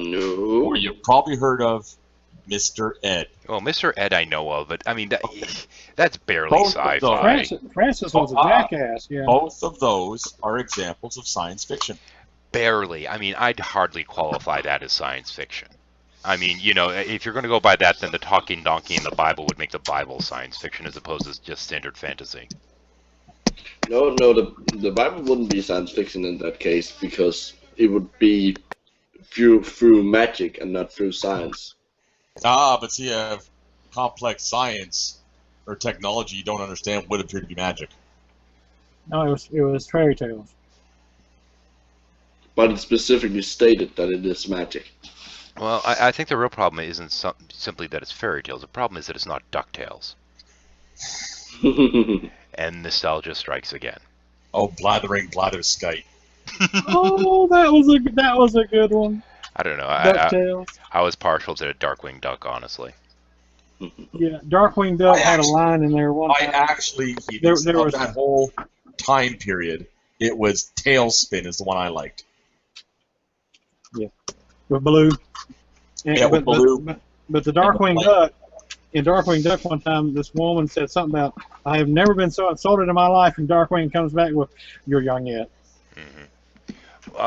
The thing is, I mean, growing up in terms of reading, though, I was always partial to authors like Mercedes. I always say this wrong. I would say Mercedes Lackey. It's technically Lacey, isn't it? But Mercedes Lacey and McCafferty. I really liked more so the fantasy authors than the actual sci-fi authors, which is why I tend to write fantasy stories ultimately in a sci-fi setting, which is why I was told that it wasn't standard enough of the genre. So you read the Dragon Riders of Pern series? Oh yeah, I love Pern. Oh man, I used to love those things. But at the same point, I also really enjoyed the Juxtaposition series by Piers Anthony, which is, well, it's a sci-fi story, strictly speaking. The majority of it is in a fantasy setting. But I like the idea of something that's more of a fantasy story. You know, you have your magic and all this weird kind of stuff that, you know, you have you can explain why it exists or how it works or this and that in some kind of quasi-scientific way. But at the same point, the setting is sci-fi, even though you have these fantasy elements introduced. But yeah, Anne McCaffrey loved her work. Yeah. I didn't read any. The only thing I read was the Dragon Riders of Pern. And they did, what, about 7-8 books or something like that over time? Oh, I think more than that. Yeah, it might have been, because I know they got into the Dolphins, and they got into the original people, the original landing on Pern, and where the dragons came from, and all kind of stuff. Oh, it was great stuff. And but I kind of got overloaded. And I'm going to temporarily mute Micro for clicking too much. It might be me. No, actually, it looked like it was Micro. Well, see, I got toys and I'm clicking toys. Yeah, but that's okay. That's okay clicking. No, I just saw him keep popping up on screen, but it's probably both of you. Hey, Polly, how's it going? Hey, Polly, how's it going? Do you have an actual topic, or do you just want to chill? Beep. Beep. Hey, he stopped. He's not doing that anymore. He hasn't done that in ages. Come on, stop picking on him. So the battery finally died, huh? No, he's not at his parents' place now. I don't know. For all I know, at his parents' place, they just don't believe in replacing batteries. So I don't know. Have a clue. Well, what always got me was have a truck I told Polly what the problem was. He tracked it down, and I told him you just got to change the battery. Then he says that he did it, and then you hear it beep again. Well, that's because you're assuming that it's an actual smoke detector.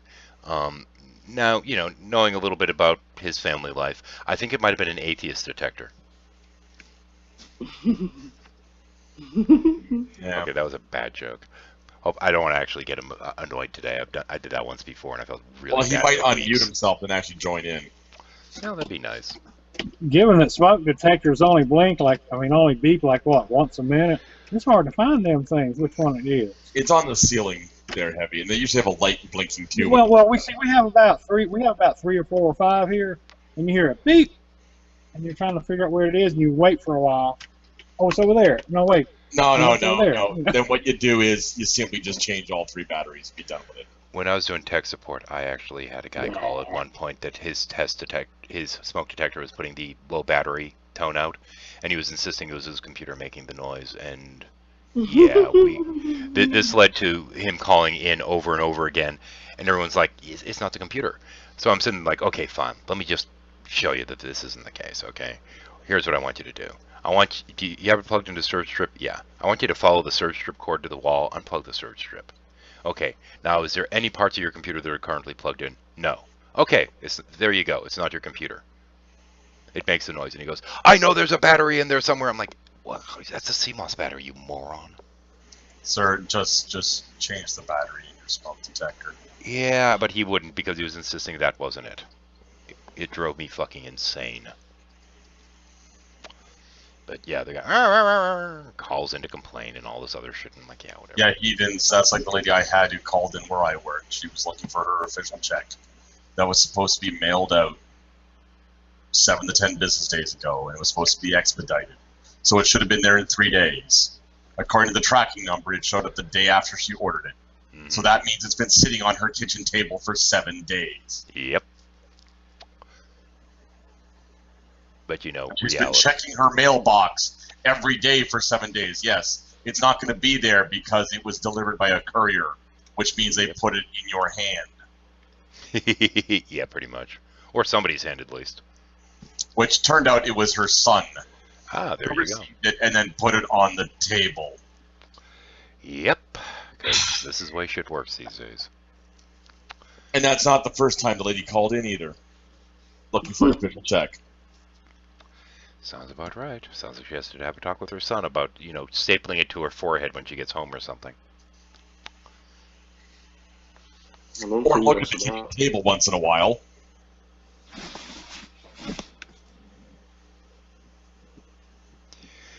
Yeah. Actually, I'm momentarily being drawn back towards science fiction and my own stuff for a moment.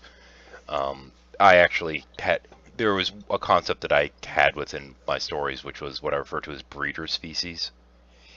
And I ended up having to look into different kinds of reproduction, because there's all kinds of weird kinds of reproduction other than, asexual or just, male, female like we have as humans. There's apparently a fuck ton of other kinds. Yeah. And the notion that I had in the sci-fi stories was these quote-unquote breeder species, that it literally didn't matter what the genetic donor was, so to speak, that whatever they gave birth to would be like the original, so to speak. So there is no hybridization or any of this kind of stuff. It's just they could essentially mate with anything and still have offspring of their own species. And I was looking around online, and I'm like, that's actually kind of possible, isn't it? After looking into some of the different kinds of sexual reproduction out there. Yeah, they use that in Mass Effect. Mm-hmm. There's a race; they're all women, but they can mate with anything, but their children will still be all women. I didn't know they did that. But they'll have different qualities or something. Well, actually, the way I have this set up yes, is it's that a Mass Effect. in this particular case, I would set up so they could actually go so that some of the offspring will still be male. They're not necessarily all female in terms of the offspring. Yeah, no, that was just the thing in the story. They just did that. But the males are basically drones for all intents and purposes. They're drones in terms of they can't reproduce. They're there to basically be the protectors of whatever the tribe is, and they're born in. With the way that they're born, they're more aggressive and all this other stuff. They have all these traits that, evolutionarily was so they could just sit there and protect the tribe. They can't reproduce or anything. Well, at least they didn't. At least they're not being kicked out like the bees do the drones after they mate. Bye bye. These ones, there is no mating for them, and for that matter, it's questionable whether they actually have genitalia or not. They have them. They can use them because, when they can't find some other donor, they need to be able to reproduce with some frickin' thing. So I kind of left the genitalia in there in general, but I'm like, it's not really necessary. Really? Do you need to go that far as to explain this crap in your story? Yes, I do. You have to? Yes. It's in the story or just in the background of you figured it out if you want to tell someone? You have to figure this shit out. Okay. One of my big objections to science fiction, and you can see this in things like Star Trek and whatnot. You can see this you can see this in things like Mass Effect. Yeah, where exactly is the laundry on the Enterprise? Yeah, that's one thing. Only the one restroom. But even deeper than that is they're all wearing these weird-ass fucking one-piece jumpsuits. What happens when somebody has to go to the John? What happens if you get the shits? You're screwed. Transporter technology. Oh, that is such a bullshit cop-out. And all your food's made by the replicator? So therefore, everything you ate is like 100% absorbed by your colon. I mean, even beyond that, how many different things... Nobody in the future poops. Hang on. Go ahead. Micro. You still poop even if you absorb everything in your food, because a large part of what you shit out is actually the remains of your red blood cells and other. I know. I'm making fun of it. But in any case. I was going to throw something in real quick about the reproduction, and like Hedis was asking, you really have to explain this, why or whatever. But I'm thinking that it can be an integral part of their society, why they have certain laws or this or that or do things a certain way. It can have an impact on the story. Well, okay, actually, what it really comes down to is, as you may have noted, those that were paying attention during that point, when Heavy came in here and he's like, yeah, I got a question about the Karzan in your story. Do they have breasts or do they just have a bunch of nipples? I immediately had an answer. Why? Because I knew somebody would eventually ask. And this is really what it comes down to. Someone will eventually ask the question. So if you're writing something, you should know the fucking answer. But what I was getting to is... are they digigrade or plantigrade? Yeah. It makes a difference. Oh, yeah. But, and I didn't know what the two of them meant initially. And I'm like, okay, which one? Oh, yeah, digigrade. But they have slightly elongated toes. That way they're a little bit more stable when they walk. I already had that figured out. Because you have to. when you're Mhm. writing, because No, but people. that also gives you the physical description of what the animal, or in this case, creature, looks like. But yeah, but beyond that though, I mean, you have people go to like Star Trek conventions that like in episode 9 of series 3, what was the actual safe combination? Because me and my friends have a bet. What? Dude, it's a show. What the fuck? Yeah, that's my answer to it. It's like you're actually paying attention to the show that much. Come on, dude, just enjoy it for the show and the storytelling. But the thing is, okay, but back to what I was getting to though. There are so many different things that are science fiction that they have, you know, these big combat armor things and this and that, and they're pretty well seamless. And you're looking at them going, wait a minute, what happens if they have to go to the bathroom? So I literally sat down when I was making the elite combat armor for that's referenced at one point. I actually spent like 6 hours figuring out exactly how to set this up so that it would be as protective as you needed to be, while still allowing them to easily go to the bathroom if they needed to. Well, and also there could be like Famous. pressure-sensitive places. You press a certain part, and the seam that you don't see all of a sudden opens up. You know. Yeah, but you know, you have to Okay, have some so kind of Let me answer explain for something that's actually real here. When you're in a spacesuit doing an extravehicular walk, and there NASA goes has Wally. a special garment you wear, and Mhm. in the front of it there's a little sheath that you put your business end in, Yeah, and that's where you pee, basically. but they had Now, to figure the thing out is, how to they- make this possible. Well, yeah, they did. But see, what they did was they made them in different sizes, and they had small, medium, and large. And what they discovered is people were peeing wrong because they refused to acknowledge the fact that they had the wrong size. So Yep. NASA then renamed the sizes extra large, huge, and gigantic, and now everyone's got the right one. No, I think that's sexist. That's funny. No, wait, no, it isn't. I thought you were going to say fucking small, extra small, and ultra small. It's just the fact they had to do that to get people to pick the correct garment. That's funny because nobody wants to grab small or medium. Fucking humans. So, do they have a number 2 in the suits? No, I think you go number 2 before you get in the spacesuit. No, This is no, because no. you'll be consuming water, and you will be passing it, right? No, they have an apparatus for that too. It's just Yeah. they don't talk about these things much because, you know, space travel sounds sexy until you realize you have to pee into a little. Yeah, suit. so It's you a have to very realize big- you're trying to pee into a vacuum cleaner. Yeah. It's a very wide Wait, catheter. you haven't done that? No, microblog. No slice upon for you. Incidentally, for those watching, you know, feel free to link, share, whatever, and feel No, free to not for join in and plates bring a of topic if you'd like. We're just No, kind of no. rambling. I know some of the stuff sounds silly when you start talking about it, but like Shadow said, there are these little details that can make a difference in the story. Okay, I And that understand. may be- Okay, Shadow, repeat this. I understand the details are important. Okay, just for you as the writer to bear in mind if it comes up in the story or maybe someone asks. But my answer to someone who asks about the reproductive habits of cat people in a sci-fi story, when it never really came up, it's like, gee, do you want someone prying into your private business? No. You can get away with answers like that in certain things. Yeah. You know, if they say, well, you know, with regular cats, when they're actually having intercourse, the penis locks in place with. No, not with the cars on. No, they're closer to us in that regard. Yeah. Yeah, that's when you're at the book signing convention. You put your hand up and have security escort this one away because obviously they're crazy.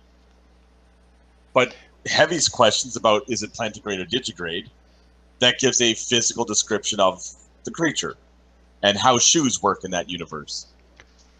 Whether it has breasts or just a milk line with nipples, again, gives a physical description. But at the same point, when you go to that book signing and somebody stands up and asks that kind of question, and you say, well, the thing is, the way that the genomics is broken down in here is based upon what the seedier species is.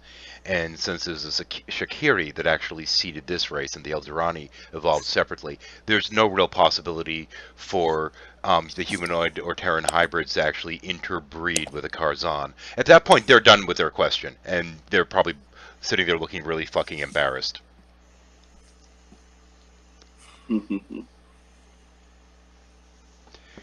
Because at that point you've really asked their question, which is, could I fuck one if they were real?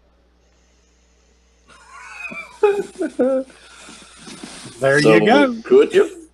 No. Okay. Nope. Not genetically compatible. You Well, could not bear no. offspring. You could even have a mule, for that matter. The parts don't quite line up right. Yeah, but is it? But would it still be fun? Well, for considering the size differential, not so much. That size differential's a big factor. I mean, we're talking about Which something that at adult height would be 9 feet tall. Hello. So yeah. Well, yeah. A Terran female Yeah. could not quite take in a male Karzan without tearing one side to the other, and Yeah, the that put a- female that put Karzan a- wouldn't even know the human was back there. That would put a real damper on 69. I'll tell you. Yeah, you're not going to reach now. There is a point at which not everyone is the same size in bed, and that's generally when you're dealing with alien life forms in sci-fi. Unless you're not Captain to mention Kirk. that your alien life form probably gives off some kind of pheromone that smells like rotten meat and bad eggs. Potentially, depends on them. Yeah, some of them it's more like flowers, but still. Well, no, they might smell it as flowers, but you smell it as rotten meat. No, well, see, actually, the felines would be more sensitive to odor too, as well. Oh, yeah. Oh yeah. Definitely, that would be a big difference too. Yep. I mean, you might smell good to yourself, but they just take a whiff and go, "Oh." Well, that and the young are all nudists anyway. Yeah. That never came up in Star Trek, did it? An alien life form who found like humans in the Federation. They just can't figure out what this odor is. Because their olfactory senses pick it up and nobody else seems to notice. I think there might have been an episode where one race made an offhand comment to humans being smelly or something. But it would have just been There an was a- offhand reference. Yeah. There was a book I read, I think it was called Plague Ship by Andre Norton. And there was a trading ship, and one of the planets they went to initiate trade, they were felines. And there was something, their sense of smell was so intense. You know, they could pick up all kinds of stuff. So, and a part of their culture was, you know, if people from off world came, they'd have to wear all this perfume or this or that, you know, so they wouldn't be offensive. And plus clean themselves out, in and out, you know. And that was a big thing with their culture, you know, the smell, how you smelled when you were conducting business with them as well. Yeah. And I thought that was pretty interesting. Yeah, the actual creation of the Karzan, and I felt really funny when somebody called me out on it when I was doing the writer's workshop with this one. Because I went to actually go to a writer's workshop and just fuck around with them a little bit, because the one that was running it was a real bitch and had already basically been really nasty towards something else I put up there. So I put up part of this just because I didn't give a shit. But she struck me as one that's like, oh, it's cats, I like this one. And lo and behold, that's what it was. It was, oh, it's cats, I like the cats. You know, I don't like the actual characters that have depth to them, that are trying to go on a journey of self-discovery, because, you know, that requires figuring things out. But these are cats. That's simpler. I like that. And I'm like, you're the head of their fucking short story division, bitch? What the fuck? But in any case, I put it up there, and, you know, ooh, yay, kitty. Ooh. And somebody's like, you know, it kind of, now that you've mentioned that they're a warring race, now that I found out that there are also Terrans there, now I'm thinking of the Mankazin Wars, and I'm like, ah, shit. I never did read any of those. Well, the thing is, I loved it. most of the different races and all this other stuff. As a young kid, I started making basically a space combat kind of game to play by myself because I didn't have many friends. And later, when I started getting more friends, and this ended up transitioning to a role-playing game, and a good number of the races were encouraged, we'll just say, by other people that were like, you know, I really want to have such and such race, and I'd be like, fine, here, and I'd hand them a stack of paperwork and say, go through this and create the race. because I have the formula for it. Depending on what kind of homeworld they're from, what kind of environment the homeworld has, the kind of biosphere it has, in general, the flora and fauna. How dangerous the flora and fauna is, what kind of weather patterns they tend to have on the planet. All these kind of things are all factors figured into it, as well as the primary and secondary social factors in terms of the society that are key to them as a people. So they went through and they'd figured these out, and they ended up getting incorporated. And a friend of mine was always bitching that I only had one cat race, so I eventually said, here. And he writes it out, and I'm looking at it going, no, you cannot make the Kazin in my universe. Fuck you. So that ended up morphing into Karzan, and he got a little bit frustrated when he found out the actual social type of the race, because what he put down there was not accepted. Because are they all interbreedable? I missed some of it when you was doing the stories, and I didn't catch some details. Can they all interbreed, or the Pygmy or do Karzan, they choose not to because of the clans? are we talking about the Karzan here? Actually, all the regular Karzan can interbreed. The Pygmy Karzan can only breed with Pygmy Karzan. Yeah, but I mean, in your pictures, you have like one's like a tiger and one's like a they lion. can interbreed, yeah. But I was just wondering if maybe because of the clans, if they maybe want to keep the blood in the clans kind of pure, they might not mate with others, or there may be problems. It depends on the clan. Now, the thing is, there are occasionally white cubs born to other clans, and once it's found out that a white cub is born, whether it be the Silver Fang or what have you, depending on what they have, spots or stripes or what have you, will go there and collect the cub to bring it up to the status of being a white cub. The Shadow clans are, which would be the black, the ones that are black. They're also prized, but they're not born with albinism, which you get in the case of the white clan. So they're much more secluded. They're much smaller groups, and they are very strict in their breeding policies because they need to keep their tribes going, their clans going. Yeah. I'm just having most of the others. Most of the others, there is this certain, this is our clan and we must keep our clan strong and blah, blah, blah. So there isn't, in most of the older clans, there isn't too much of this, but the younger clans are made by people that have abandoned their initial heritage. And there are others that, due to one kind of frustration or another in terms of society, will leave their clan to either start a new one or to join a younger clan that's more established. This was the case with Karu, for example, which is Loric's mother, who is white and striped. Yeah, I was wondering about that because, I got the impression, just looking at one, you know what clan they're from. Yeah. Yeah. Well, you can get their fur coloration or something. But if they're interbreeding, then that would sort of tend to cause a lot of diversity. Well, that's the thing is that they can interbreed, but it's not that common. And sometimes, and the offspring is not always fertile. Sometimes you end up with essentially a liger. Oh, okay. So details matter. The offspring is not always fertile. Sometimes it is, sometimes it isn't. It varies. It's a matter of how isolationist the clan is. Okay. But frankly, the ones that are from clans that have had a lot of interbreeding with different clans tend to be more genetically compatible with the others, because you have that long history of interbreeding. Yeah. But even then, most of them don't leave their clans because that's so much part of their identity. That's kind of... it's little detail. Little details like that can add to it. Yeah, I mean, the thing is, it's like that whole American pride thing that we have that's so fucking irrational. They have a little bit of that, it's almost like nationalism, but they're not technically nations. Yeah. And this is why I need to have answers to these kind of things. Because people will ask. Oh, that's true, yeah. But every once in a while, it's like, I haven't thought about that yet.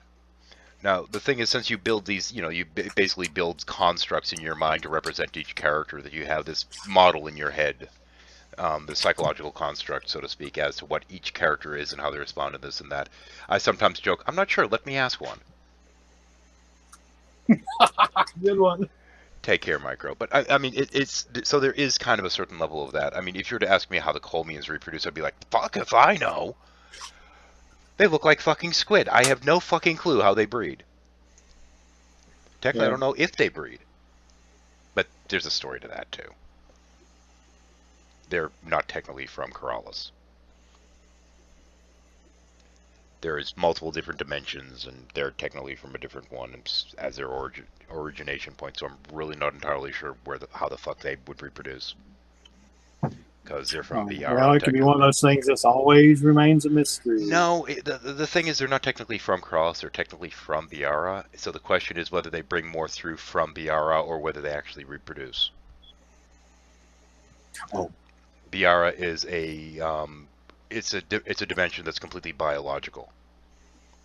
The Colmians ended up in Corallus, but they were from Biara. In Biara, they were essentially white blood cells, for all intents and purposes, in terms of the structure of Biara. So there's no. You look up in the sky and you don't see sky. No. It's like one big organism or something. Yeah. No sky. The universe is a big organism. Yeah. You're basically walking through veins, capillaries, this kind of stuff. That's Biara. Yeah, I haven't really written any stories in there because it hurts my brain too. Yeah. Yeah, it's like, wow. But, the thing, the life form is as big as the universe. Yeah, well, the life form technically is the universe, but yeah. It took me a little bit to make that leap. Okay. Yeah, you'd have to consider each. It's almost like equating each planet to being an organ, and everything around the planet would be meat. Oh my. That's one basic way to try and conceptualize some of it. But yeah, it's basically like you're a cell. Granted, you're multicellular when you go there, but it's kind of like you're a cell walking through an organism. It'd be a dangerous as fuck place to go because the moment you were to go there, everything would be trying to kill you immediately. So and mind you, a lot of this stuff came out of me running role-playing games. So some places I've never had anyone visit because why the fuck would I do that? Because like Biara would be like death, just no. So I do have these different dimensions set up, and Corallus is supposed to be the center of all of them. And for example, there's the dream. You have the dream realm. You have Mytera, which is the realm of myths, and yes, it's a flat Earth that goes on forever. You have Pantash, which is we're basically the plants of the sentient ones, and the mobile ones. You have, of course, Biara, which is the biological realm. And you have Hestrum, which is my post-apocalyptus, and Technos, where you have evolving technology. You don't have meat people, typically speaking. So yeah, it's all, and then most of these things are things that are never going to show up in a regular story anyway. But yeah, the whole Biara thing is why I have no fucking clue how the Colmians would actually reproduce. Just no fucking clue. Oh, okay. Because they started off basically growing in bone marrow, so how the fuck do you translate that into something that's a sentient race in a different universe? I don't know. I don't fucking know. It might just be that they basically have, a chunk of their home dimension that's giving birth to more of them. Nobody knows. They're not telling anyone. Oh.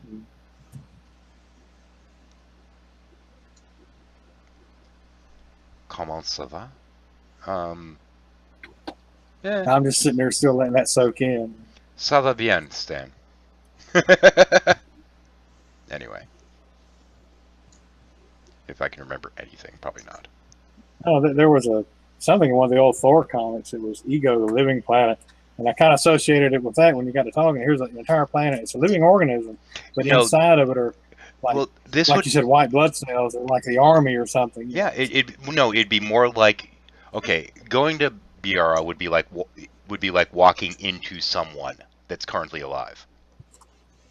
Fantastic Voyage. Yeah, kind of, yeah. Kind of, yeah. No, I did fine with my crap French. Cool. Yay! No, I actually, when I was in school, I did take French. I took French. I took 2 years of French. The first year was French 1, and the second year was French 1, and I managed to get a lower grade the second year. And the teacher was kind of like, I should just fail you. And I'm like, okay. And he's like, if you agree to never speak French again, I will pass you. I'm like, sure, fine, no problem. And of course now, once in a while, a little bit of French will jump out of my mouth. But the thing is, back when I was in school, I was good with the pronunciation. I just was completely illiterate with it. None of the French words made sense when written out.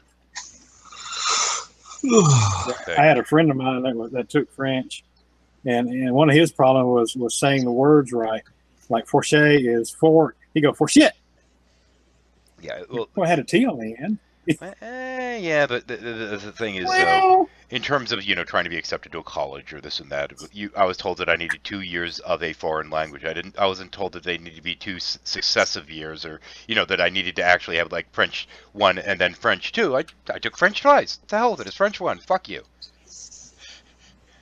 I'm going for the loophole. Fuck you, because I just don't have the aptitude for foreign languages. I just don't. And part of that might be dyslexia, but whatever. I would have trouble keeping track of one language, for fuck's sake. Yeah. The second what was one that Bruce Willis said? What was that Bruce Willis said in a movie? Something about, I know 2 languages, English and bad English. I forgot what movie that was. Die Hard, probably. Yeah, Sin and Lolly are going back and forth being French. Ew, French. The thing is, the teacher that I had, I will never forget his name, because his actual name was Mr. Ham, but he'd have us all say it in French. So it's Monsieur Jambon. Sorry. Which is apparently the French word for ham. One day I got in trouble for calling him Monsieur Omelette du Fromage. Mr. Cheese Omelette? Yes. And he's like, he just looks at me and he's like, I assume you're trying to be funny. I'm like, well, ham goes with it, doesn't it? And he turns to me and he says, that'd be omelette du fromage avec jambon. I'm like, oh, shut up. Joke ruined. There was one sentence I remember someone had really mangled in French. Well, I didn't realize it, but the teacher told us it was something about like my date will have this for the meal and soup for me, right? Mm-hmm. But the way it came out when they said it in French, it translated as to and you for me. And you for me, and me for you. Never mind. Yeah, in 8th grade class, that was a real laugh riot there. Incidentally, for those that are watching, once again, the link is in the description. Feel free to come in and bring in an actual topic, because we're just goofing off here at this point. La fromage de la poisson. Cheese and fish, what? Yeah. I don't know. Poisson is fish, as far as I remember. Poisson is fish, yes. Yeah, and fromage is cheese, so that'd be fish and cheese. The cheese. It's the cheese de la poisson. It's fish cheese.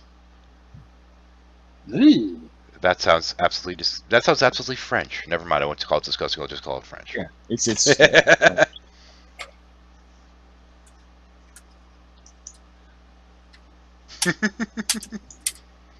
Well, nobody's coming in once again. Link's there. Come on in. We have no fucking topics. Otherwise, we're just going to sit. I don't know. No, we have like 7 viewers, but I'm just sitting here talking about Corrales, for fuck's sake. Now, I don't know. I think in some ways, though, my, so to speak, sci-fi world is stronger because I started it off by running role-playing games, so I had to kind of figure shit out as I went along. And yeah, when I'm working on, so to speak, making a new character or what have you, I actually will make a character sheet so I know what their abilities are and all that kind of crap, generally speaking. And I have all the different quote-unquote mystical arts, which, yeah, we have the psionics and that whole thing, and you have cyberpathy, and you have what I refer to as Kobatoms, which is the physical, and then you have mystrionics because calling it magic is fucking stupid. I could not, even with making a role-playing game, convince myself to actually call it magic, so I had to come up with some science-y sounding term for it. And then years later, I had to come up with an excuse for how the fuck it could possibly work, that somebody's allowed to break the laws of physics. No. But that does cause some issues. Yeah, when you're sitting there, like conjuring plasma out of thin fucking air, you need to have an excuse for how that works. Yeah. Oh, I know. I got it. Micro machines. No. Oh. No. Okay. No, it's actually your ability to do this is Or depends on nanobots, right? Nanobots, I mean. Well, it depends on how it actually depends on how much Mystrium you have in your system, which if it's been in the atmosphere enough, or if you come in contact with it. Now, there's one race that has what's referred to a genetic flip. That if they're exposed to it, they will switch from being telepathic to being able to use Mystrionics. But generally speaking, it's a matter of how much is in your bloodstream from essentially breathing it out of the air. But that requires collecting Mystrium in deep space, which is remnants left over from the formation of the universe, and then blowing it up in the atmosphere so it can get into your bloodstream. And how do you get it in your bloodstream and not somebody else gets it because you blew it up in the atmosphere? Yeah. That means everybody on the planet then gets some of it, don't they? Oh yeah, you breathe it in, and whether you are genetically keyed to be able to access that or not is completely different. So there's still a genetic component in there, but you need to have the capability to utilize, what it gives you to basically be able to bend the laws of physics. So basically, it's metachlorines. Well, yeah, it might as well fucking be for all intents and purposes, yeah. But I came up with this concept before metachlorians, and it's not quite as stupid because metachlorians is just like, what the fuck's that? Yeah, well, that's because in the original cut of the film, metachlorines were this bacteria thing in your bloodstream that gives you the force. Bacteria. Then later, someone came up with a good way of retroconning this and saying, no, you're using the force, and the metachlorines are attracted to you because you use it, and that's why you have a high level of it. I don't know. I think a mineral left over from the that was part of your idea is formation fine. is a little bit better. I think mine might be a touch better than that. Yeah, yours is a lot better than saying, "Oh, you just got a bacterial infection." That's what. Yeah. You have a UTI? Don't worry. Now you're magical. That explains why Jedis can't get married. Because they have the magical UTI? Yeah. Think about that. Yeah, I don't know. Back in a second. Jedi powers. It's actually VD. Oh. Hey, Strawman, how you doing, man? But yeah, I mean, even if I'm introducing something that's essentially magic into my little sci-fi universe, I have to come up with some kind of bullshit science fiction justification for it, because, yeah. Well, it's like you have stuff, and then you have to make rules for it. Yeah. And then you have to, when your story and everything, you have to stick with the rules you make for this whatever, so that it will be consistent throughout the story.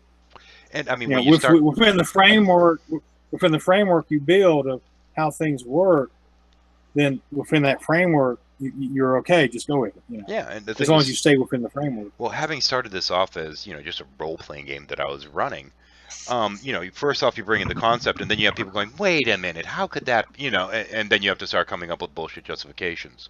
And the first one was that pretty much all the mystical arts were technically brought there from other dimensions. And that's where things like the BR and Pantash and all this shit came into play. Initially was that these were things that were possible there, but then how do you make it possible once you get to Corrales? And that was the big workaround that I needed to do to figure out how to make it so it still would work at all. Instead of it being I was just thinking.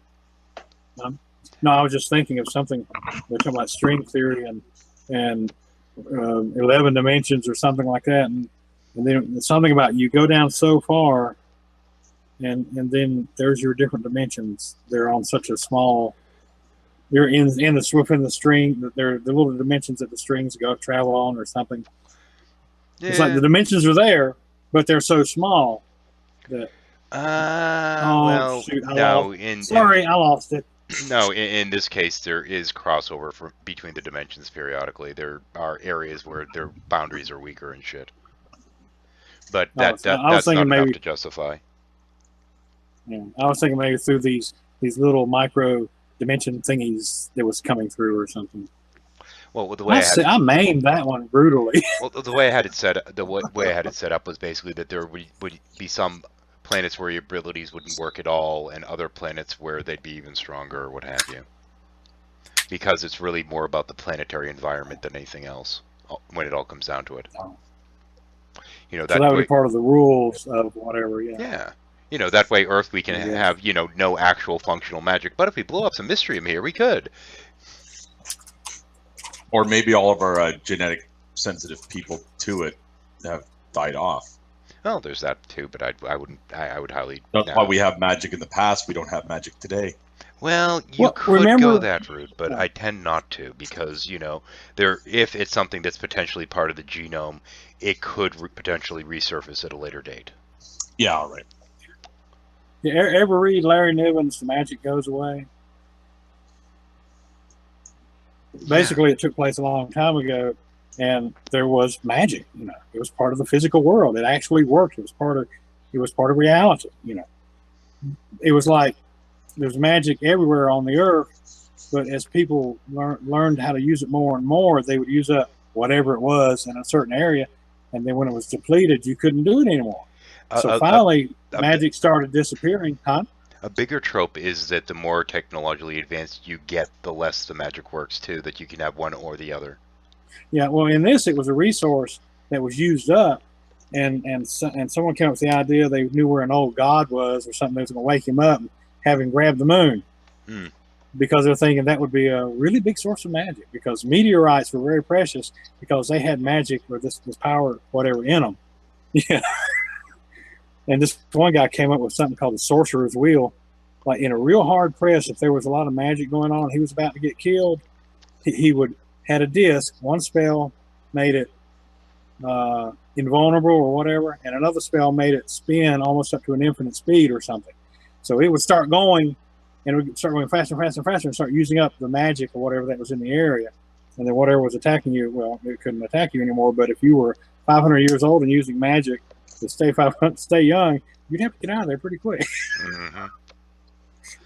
But yeah, it's the thing is, this is it. You need to come up when you're writing, whether it be science fiction or fantasy or whatever. You have to come up with some kind of rules to govern it. Otherwise, it's the reader's just like, I don't get Now it's easy when you're using something like psychic, you know, like the proverbial psychic, psionic, telepathic, etc., because that's kind of like, man, whatever. It's easier to accept that without necessarily having so much for rules. But at the same point, some degree of rules to, you know, limitations or what have you. Otherwise, it's like, well, why don't you just do this? You know, you have to have, you know, some way of limiting it and what have you. So you need some kind of rules, because otherwise it's just like, okay, we have all these stupidly invulnerable characters that can do anything they fucking want just by mere force of will. So why are we even having a story now? The problem should be solved. Well, it's kind of like what you were talking about role play. You know, you have your character sheets, and they can only be so powerful. Yeah. Yes. Heathens, did you ever play? You've played Dungeons and Dragons. Yeah. Did you ever play Dark Sun? Yeah, I did. When Psionics came out. Yep. Okay. A friend of mine, when it first came out, he decided to run that as a campaign. And everyone was like, okay, it's all new, so therefore nobody knows the shit that's supposed to be going on in the background. Mm-hmm. To be perfect. Okay. So we sat down, we made characters. I made a half giant, and I got a psychic power. And this was all just random selection and roll in here. I didn't pick this stuff. And I got the power Disintegrate. Oh, lovely. First scenario, disintegrate. All right, let's try that again. Disintegrate. It's like we can't play with the disintegrate power. And that's the thing is, this is why you need rules and you need limitations. I mean, if you're going to, you know, create an ability like that and introduce it in your games, you need to have serious fucking limitations on it. Yeah. The other thing too is looking at the list. If you looked at, okay, how many people are psychically active? Then what are the chances of having the disintegrate ability?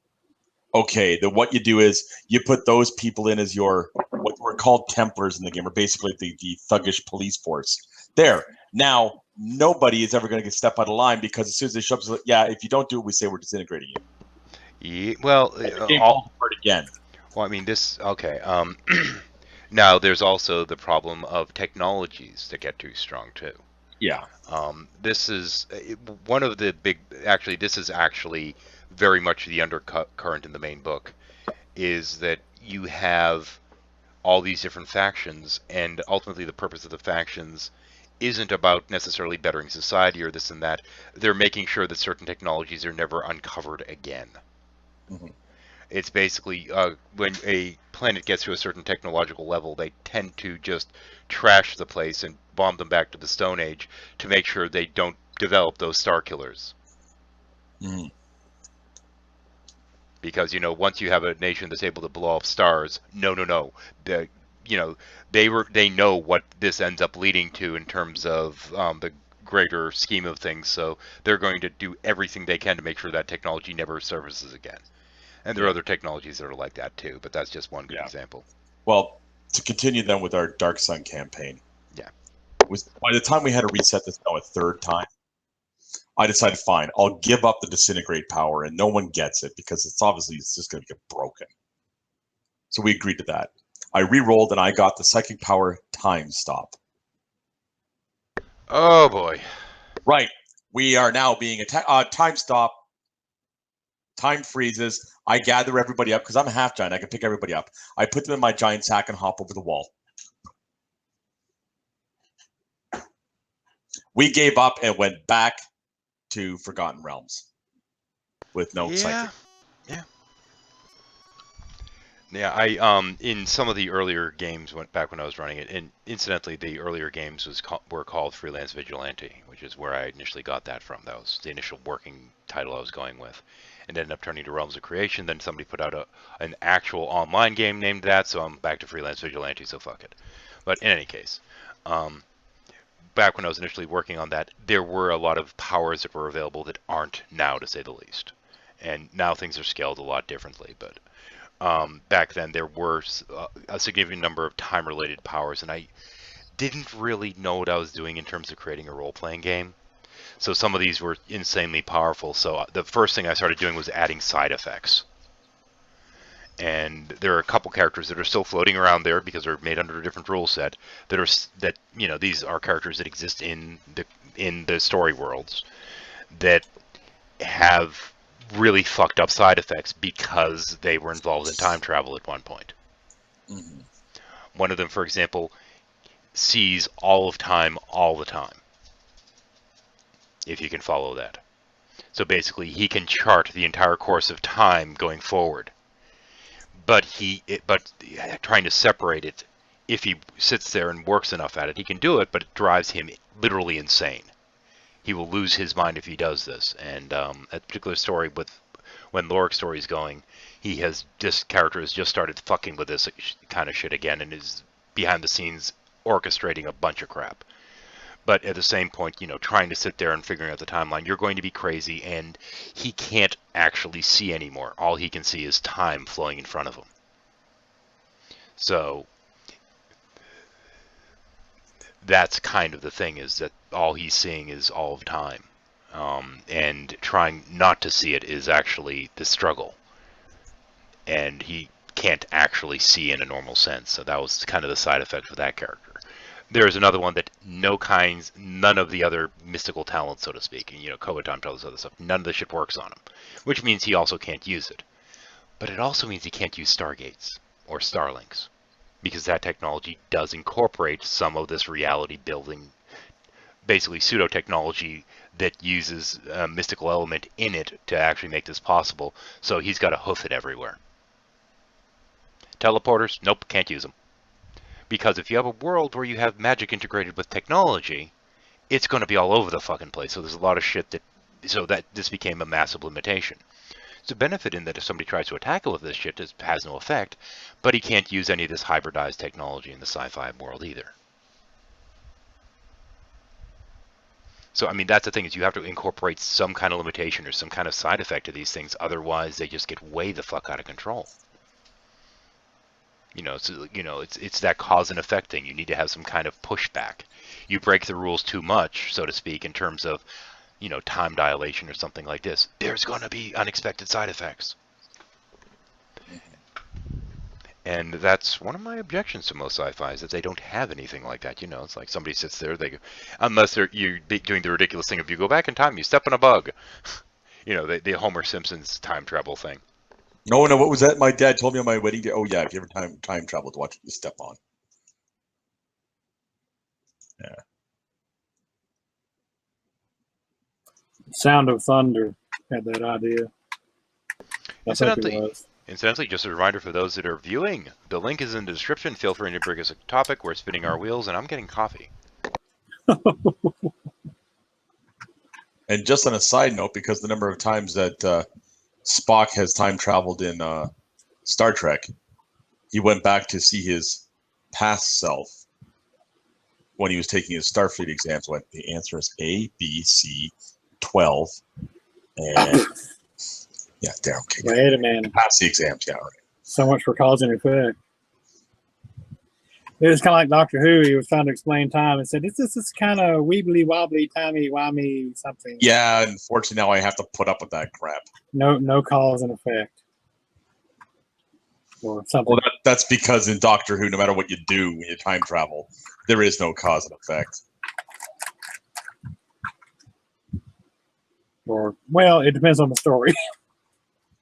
It's like, well, they went back to Pompeii was getting ready to get buried, and what's her name was telling the doctor, save somebody, okay, I'll change time or something. Mm-hmm. Or There were some people from Pompeii who got away. There were some that got away, yeah, but not there were some who got away. It's not anyone that was overly close, though. We'll just say. But in any case, have you guys heard of the anime Steins Gate? Oh no. It actually deals with time travel, or more, well, but in an indirect kind of way. No, wait. Is this a Terminator time travel or Back to the Future time travel? Neither. Okay. And it's funny because without realizing it, they actually managed to do something along the lines of a trope that a friend of mine came up with, which is that, well, if you need to make a time travel device to do time traveling, use a microwave because nobody really understands how the fuck they work. But, okay, joke unsuccessful. I'll deal with that. No, I understand. You put a glass of water in here, right? You close the little door. You set the timer, and bing, it gets hot. And funny enough, they're actually using as part of their their little time travel machine, they're using a microwave as part of it. Yeah, because no one will ever understand how this stupid thing works then. And by the way that it's set up, when things are done cooking, what happens is basically the person that's affected by it, that this one guy is going back in time. Now, technically, time's just going back, and he's the only one that's actually able to change things. He's the only one that remembers the future because of some, weird bullshit that they have in there. Yeah. But in any case, the way that they do it is that every possible thing that could happen has happened. And what you're doing is ultimately you're just switching from one dimension to another when you're time traveling. Mm-hmm. So the idea is that the more you change things, the further you get away from the so to speak, time stream that you were originally in. Instead of going forward or backward, you're going sideways. Yeah. Different time streams, yeah. Yeah, so you're basically moving to a different time stream, and everything that you do is happening in this different time stream, and the changes that you make change how far you are from your time stream by like whatever percentage, like 0.0, 0.1. Sliders? Isn't that what that was? Sliders? They use that concept? Vaguely similar. Sort of, kind of. Kind of, but not really. Sliders was actually quite a bit different than that. But the notion for this actually came from a guy that was the idea behind this. Ultimately came from a guy that was participating in forums back in the late 80s, early 90s. I don't remember the exact time period. That was claiming that he was a time traveler that had come from 20-something or other, like 2020 or something like this, where there's a civil war in the U.S. and all this other crap, and then he disappeared for a while, and there were rumors that he'd been taken by the government and all this shit. But yeah, it actually feeds off of a lot of the weird shit this guy was saying, because like with many weird-ass conspiracy theorists, this guy had an answer for everything. It's like you ask him a question, oh yeah, well, how does this work? Well, how does that work? Well, what about this and what about that? And the computer that he was supposedly using was this old piece of shit or something like that had some chip in it that was whatever. But yeah, it was really kind of cool. And no, I'm not giving spoilers on Steins Gate, other than to say I thought that the way that they handled the time travel was really fucking cool. I have to give them props for that. But yeah, ultimately it's like, okay, I'm going to give one spoiler. One of the other characters in the show is also a time traveler. You'll find this out eventually. And but I am going to give that one spoiler, and that's how they find out more about this whole, you know, how far you're away. And the idea is that if you're going to try and save this one person's life, you need to change your time stream enough that you have 1% change. And 1% change, according to this shit, is fucking massive.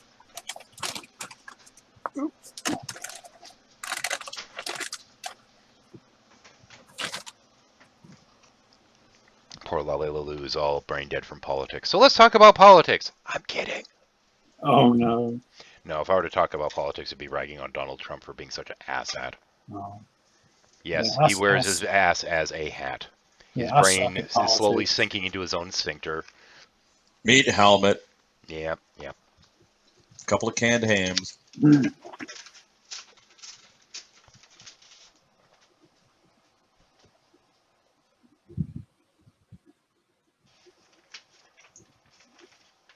Okay, I'm doing one of those. If all else fails, read the instructions thing here. So, mail came. I guess it's uninteresting. Some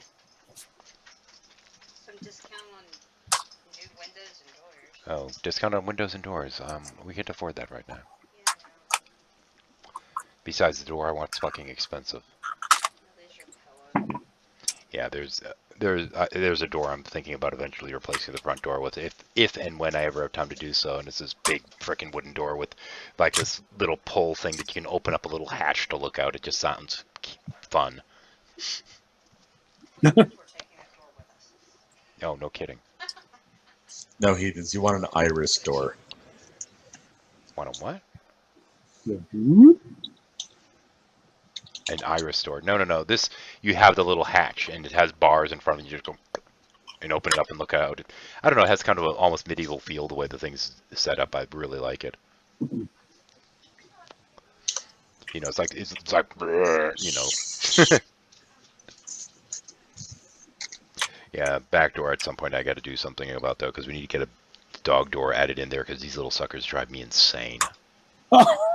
It's like, you know, one of them is like, oh, I want to go outside. You let him out. The other one's like, I don't want to go out. 5 minutes later, I want to go out now though. Mm-hmm. And you go to let that out. The one that's already out runs in. Close the door. Then it's like, oh wait, no, I didn't mean to run in. I want to go back out there. It's like, oh, for fuck's sake. No, I ran back in because the door was open, but now I see the other dog has gone outside, so Yeah, I better go outside and check out what they're doing now because they might get the crap I was doing. Oh, it's obnoxious as hell, pretty much, yeah. But yeah, the consistency of it is just like, I want to go out, I want to go out, I want to go out. Now I want to come in. It's like, oh, I just need to get a dog door so they stop driving me insane. No, what I was saying is you want an iris door. It's the door that's round, opens up like an iris of a camera. No. No? No, not so much. No, If the it big, malfunctions, you might get sliced in half. Well, no, because when you want to open up to see what's outside, you just open up a little tiny bit and look at the whole. Oh. no, the other thing is that it'd make a great set piece if I were shooting a video too. You know, because you could, it looks almost like something that walked out of like the medieval era or something like this with a little hatch. So what an iris door. Right. Let me see. Oh, let me see. Oh. Oh, wow. Rock on. Yeah, Yay. I don't look too bad. Yeah, you have your actual permit now. Yeah. It's like color. So you're like a driver and everything now, more officially, and you're not stuck with a little slip of paper. Yeah, that was obnoxious. Like, close my wallet with. Oh, Yeah. you just got the plastic card now with a photo on it. Yes, she did. She's officially a human being now. Yeah. You're not officially a human being till you can show it with a piece of plastic with your picture on it. Mm-hmm. That's my story, and I'm staying with it. And do you want to know what else this means? That is the second worst photograph that will ever be taken of you in your entire life. Okay, what's the first one? Passport. Oh.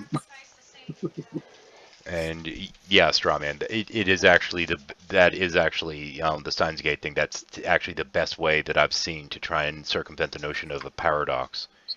Because if you're effectively going back in time and changing things, but you're opening a new timeline by doing it effectively, or moving to a slightly different timeline, you're totally bypassing the notion of the paradox completely. It's the smartest way I've seen everyone do it. It's much better than timey-wimey, wibbly wobbly horseshit. Yeah, but then again, Doctor Who is a kid's show, technically. Yeah, kind of, yeah. Just for more, slightly more grown-up kids. The hell just fell? No, Why it is a actually dog trying to eat it? It originally was a kid show. Oh yeah, history. Something just fell and the dog tried to figure out if it was edible. Let me see what it was. The lights are off. Let me turn this shit on. There we go. Now I can see, in theory. And once again, for those viewing, links in the description. If you feel like joining, feel free to do so. Yada, yada, yada. You've heard the routine by now. I sent out invites to a ton of people, but when you go to join the Hangout, it doesn't show who's participating, so people are like, "Yeah, I think it's empty." I'm here. Atlas is here. Shadow's know. here. Yeah, but the thing is, when they try to join, it doesn't, like with most Hangouts, it shows who's already in the call. It doesn't do that with these. Oh. That's one of the things about the layout of the corporate calls that I don't necessarily like. I don't know. Whenever I join a Hangout, it might show like 2 or 3 icons. It'll say so-and-so and 4 other people or something. But for this particular Hangout style, because it is a quote-unquote corporate Hangout, it doesn't tell you. Yeah, it might show a couple of them, then it'll have a little circle saying, and 4 more, or something. No, it doesn't have that. I thought it did when I came in. No, regular Hangouts do. This is a special kind called a corporate Hangout. Yeah, technically the reason why I use this account to do them instead of the regular Shadow one is because this is a corporate account that I have. Yeah. And as such, I can do things like lock down the Hangout if I need to and this kind of stuff. I can't actually get control panel because that's why I have to do them offline because that's the only way to get to 15 people. But that's right. But yeah, that's part of the why with this, and I had to open a separate account for it. I was going to do it with Shadow, but it wouldn't let me. It's like, nope, you have to create a new one with a special domain and I'm like, fuck you. But yeah, so that's part of the thing with this. That's also why I get the doorbell when somebody needs to join. Unlike other Hangouts that, it's like, I've got the link, I'm going to charge in. I can approve or disapprove somebody the moment they try to come in. Yeah, this is for people who are doing things like when they do like podcast shows and Hangout shows. Yeah. This is what they use because you just can't get in. Yeah. Yep, I can simply say, disallow. Now, of course, on the external, they get all the ding-dong from the doorbell ring noise, which I kind of like, honestly. Mm-hmm. But if I've already shared the link with somebody, I have to say, okay, it's okay to give them access, so most people can come in without necessarily ringing the doorbell unless I haven't already pre-approved them. But even then, the pre-approval only seems to last a certain amount of time, then it comes up again. It's weird. I can see you like looking at it and going, okay, yeah. Oh, hell no. I can do that. If we were sitting there having a really good discussion, and like Matt Bell or somebody he'd never come to one of my Hangouts anyway, but if he tried to come in, I'd be like, no, you're not disrupting the room. Get the fuck out. Or more so, stay the fuck out. And I kind of like that. That, and when we had the troll army trying to descend upon here, they couldn't get in the fucking room, and if you hit, like, disallow 3 times in a row, it says, do you want to lock the Hangout? Because I can do that. Yeah. Up in the top right, there's this little chain link looking thing up there, and if you mouse over it, it will tell you that anyone with a link can join, and I can change it so it looks like an envelope, and then it's invite only. Oh, yeah, I remember that flood of people. No, that was several days it was going on in a row. It was going on for a couple weeks, for fuck's sake. sake. Well, I mean, the times that I was in, it was like a couple days in a row or something. Oh, yeah, it was. I was trying to see if I could set up a 24-hour Hangout for our community. That was it. And every time I put it up there, we would get these people just coming in here, trolling the crap out of, trying to get my IP address, trying to DDoS me, trying to dox me, for that matter, and trying to get into the Hangout en masse, and we're getting really butthurt that I could actually say no to them. Yeah. Oh, it's like, heaven forbid you not allow me in your Hangout so that I can go in there and play loud racist music and be a douche. Oh, yeah.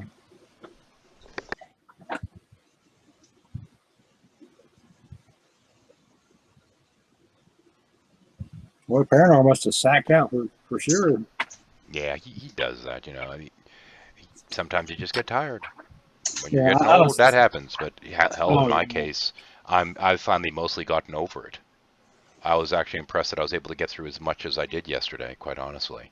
Yeah. On weekends, I have a habit sometimes taking like about a 3-4 hour nap in the afternoon. Well, with a stroke even more so, I get tired really easy. How are you progressing? The other day, I managed to managed to sit down and write a full page, and afterwards I had to sleep for like 2 hours because I was mentally exhausted. Yeah. So the mental fatigue is still a big thing. It's still there. But in terms of things like doing the read and this and that, I managed to get through quite a bit before the fatigue really started setting in. Yeah. So I've been pushing myself, but it seems to be getting better. Oh, cool. I'm curious. Like my dad had a stroke, but it pretty much messed him up, and he went downhill. You know, are there different degrees of stroke for different kinds of things? Maybe? Well, long before I had the actual stroke that caused the lasting damage, I had a number of what they refer to as mini strokes. That are temporary. It's like a temporary blockage of the blood flow, as opposed to it being blocked to the point that you start having, very parts of your brain just kind of die off. Oh, okay. And in those cases, it was just brief stuff. The first one was scary as shit, man. Yeah. I'm sitting there, and this was the very first argument I got with my wife. We were just involved at the time. We weren't even quite engaged yet at this particular time period, and we had just gotten in our first fight, and she's turning with the, well, are you going to just stand there quietly? Are you going to answer? What's say something? And I'm sitting there, and I'd already tried to say something earlier, and literally gibberish had come out. Oh shit! It was a string. They were words. They were not in any reasonable order. They were completely random. None of them were the words I was trying to say. Yeah. And at that point, when she's like, well, you're going to say something, I sat there and I really had to compose myself, and very slowly I said, I'm trying to speak. It's taking a lot of banana boat fruit bat. Yeah, okay. And at that point, she's like, okay, something's wrong. I don't think he meant to say banana boat fruit bat. So he took me out of the house, went out, got something to eat, puttered around for a little while, and it went away within an hour.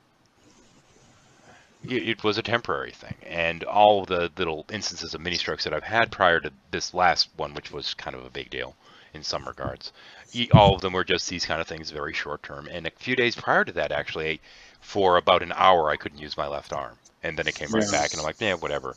Then when it happened the next day, the use of the arm didn't simply come back. It just kept getting more and more, and now I've had to go through the recovery. I still don't have a lot of the hand movement back and whatnot. But the thing is, with the cognitive damage, it's much harder to tell what's going on there, I mean, it's easy when you can see, oh, look, my arm won't lift. Or now after the recovery, look, I can't actually flip somebody off. I can kind of simulate it, but I can't really do it. My fingers won't straighten out. I've got a lot of other problems with finger positions and this kind of stuff. A lot of that, the fine motor skill within my left hand is pretty much shit.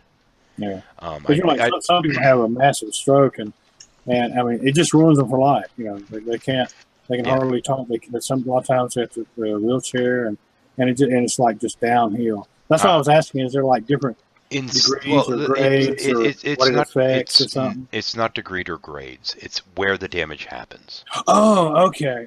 Now, in my case, the damage that I suffered, I lost the use of my left arm. I didn't even lose a leg. Normally, it's all the entire, like, one half of the body. But in my case, it was just the arm and some cognitive. The cognitive hit predominantly... I don't expect you to remember any of the old videos I put up pertaining to the whole Kundalini chakra horseshit when I was talking about the different nerves in the brain. But, vagus nerve would be your 10th, but there are a bunch of them before that control different things. Now, in my case, the nerves that got hit up there, and luckily for me, I have an idea of what the fuck they are, courtesy of all the research I put into that. I got hit where it actually hit, where there was some damage done, was the cranial nerves 3, 4, and 6. 3 and 4, 3, I'm going to probably mix these up. I don't remember necessarily which is which. But one of the two of them controls the contraction of your iris, which is essentially your ability to focus your eye. And this is on the left side only. So my left eye, the fine focus of the iris, not there. The other one that's right next to it, on the other hand, controls the eye muscles. The muscles on either side of it. So those are kind of jacked up too. So being able to look at something and focus my eye, that particular eye is kind of jacked up. So things are always pretty much blurry on that side, which throws everything else out of whack. And the 6th one is the real problem. That's where your processing happens. So you know, you have your visual input and it gets processed in by where the sixth nerve is. So when I was looking at something, certain portions of what I was seeing was not processing. To the point that, as I've mentioned before, you know, my wife and I went to Starbucks. Well, we were at the hospital, and we got up to the room, and I looked down at the cup, and it's flat plastic going all the way around it. There is no hole to drink the coffee through. Oh, okay. And I'm looking at her going, honey, there's no hole. And she just reaches over, grabs it, rotates it about 15 degrees, and I'm like, oh, there it is. I couldn't see it. My brain was basically auto-filling that particular part of my vision with the nearest texture, so to speak. So where the flat plastic is on the top was going all the way around in my vision because my brain was not processing that part of my visual range. Kind of like a blind spot going in reverse. But in addition to this, there were other things that were somewhat affected. And unfortunately, Headless will be more than happy to tell you some of this shit because I ended up doing what I refer to as Minecraft therapy. Mm-hmm. Oh, yeah, because I remember y'all talking about this. Heathens would open a chest in Minecraft and look at it and go, I put stuff in here. It's not here now. We open the chest. Like, yeah, it's right there in the first slot. He can't see. The first two rows of inventory, I was looking right at it and could not perceive it. So he could not even perceive the first and second hotkey slots. Yeah. Because 1 and 2 were not processed. No, it just didn't exist for me. I'm looking right at it and I can't see it. Yeah. It was really kind of creepy. We never did try to see if you could look at a keyboard and see 1 and 2. Or on your number pad. Well, that's a little bit different, but yeah, I was having problems focusing on the keyboard anywhere. But in terms of looking at 1 or 2, since they're actually lit up, that might have helped a little bit. But I'm not sure. I didn't really bother to pay attention to it. But it was very interesting. Now I've gotten to the point that the very top left slot in that chest slot I don't tend to notice, but the rest of it I'm fine with. I've managed to close up the majority of that. Now the scariest fuck part was I had to drive to a fucking doctor's appointment in that state at one point. And I have an eye patch here, and what I had to do is I had to sit there and, while looking at the screen, keep moving the eye patch until it was... Basically, I opened up the little chest in the game, I put on the eye patch, and I positioned it so that the eye patch was covering the spots that I knew I couldn't perceive. And then I had to drive with the eye patch on, covering part of my vision, so I'd know that I could, you know, it was covering the part that was blank to me. So I had to make sure it was covering the non-processed portion of my vision. So you're like looking at a lot. Oh yeah, yeah. So basically, I forced myself with that, and eventually I compensated to the point that it's a lot smaller than it used to be. But it's almost like, you know, you have that one area, that little kind of like pinhead kind of thing. You know, if you hold up a pin and on an eraser, you can find that point where you have the blind spot. It was kind of like that, but my brain was autofilling a massive area. Yeah. Which luckily it's gotten a lot less than it was, but it's still kind of screwy. And now that he's all more or less done, thank God it's a miracle. Oh, good grief. God, that woman pissed me off. He's referencing the physical therapist that I was seeing. And with the recovery rate on my hand, because I'm sitting there, I'm playing games and doing all this stuff. I mean, Headless will fucking tell you, you could hardly find a time when I wasn't logged into the damn game. Yeah. Yeah, it was kind of annoying. Fun therapy. Well, the thing is, I was working, because the thing is, this was in part cognitive therapy and in part physical. So I was working on this between 8 and 16 hours a day. Now, 3 weeks into this, of me, you know, depending on how many naps I had to take because of mental fatigue, Yeah. you know, 8 to 16 fucking hours a day working on recovery. This woman, this physical therapist, is like, well, with how quick your recovery is, I guess you could say it was miraculous. And I just gave her this look and I said, a miracle does not take 8 to 16 hours of effort every day. Day after day, week after week. Yeah, and you're the one doing the effort. In what fucking reality is that a miracle? Yeah. But I know I'm still lacking in some regards. There's still a lot of work that I need to do. And that's part of why I went and grabbed Star Chaser, which is kind of a throwaway story for me. It was an attempt to write pulp. It didn't quite come out as pulp, but I don't know. I don't think it's something that I want to necessarily finish. And if it does get finished, it'll probably be my wife going through my recordings and re-entering it and doing it that way at this point. But it's not something. It's not a big deal story to me. It was something that I was going to do in honor of a friend, but it didn't get that much interest. And the people that I initially tried to share it with were like, "Is this written for furries?" And I'm like, "Oh, fuck you." Oh yeah. So that's Hey!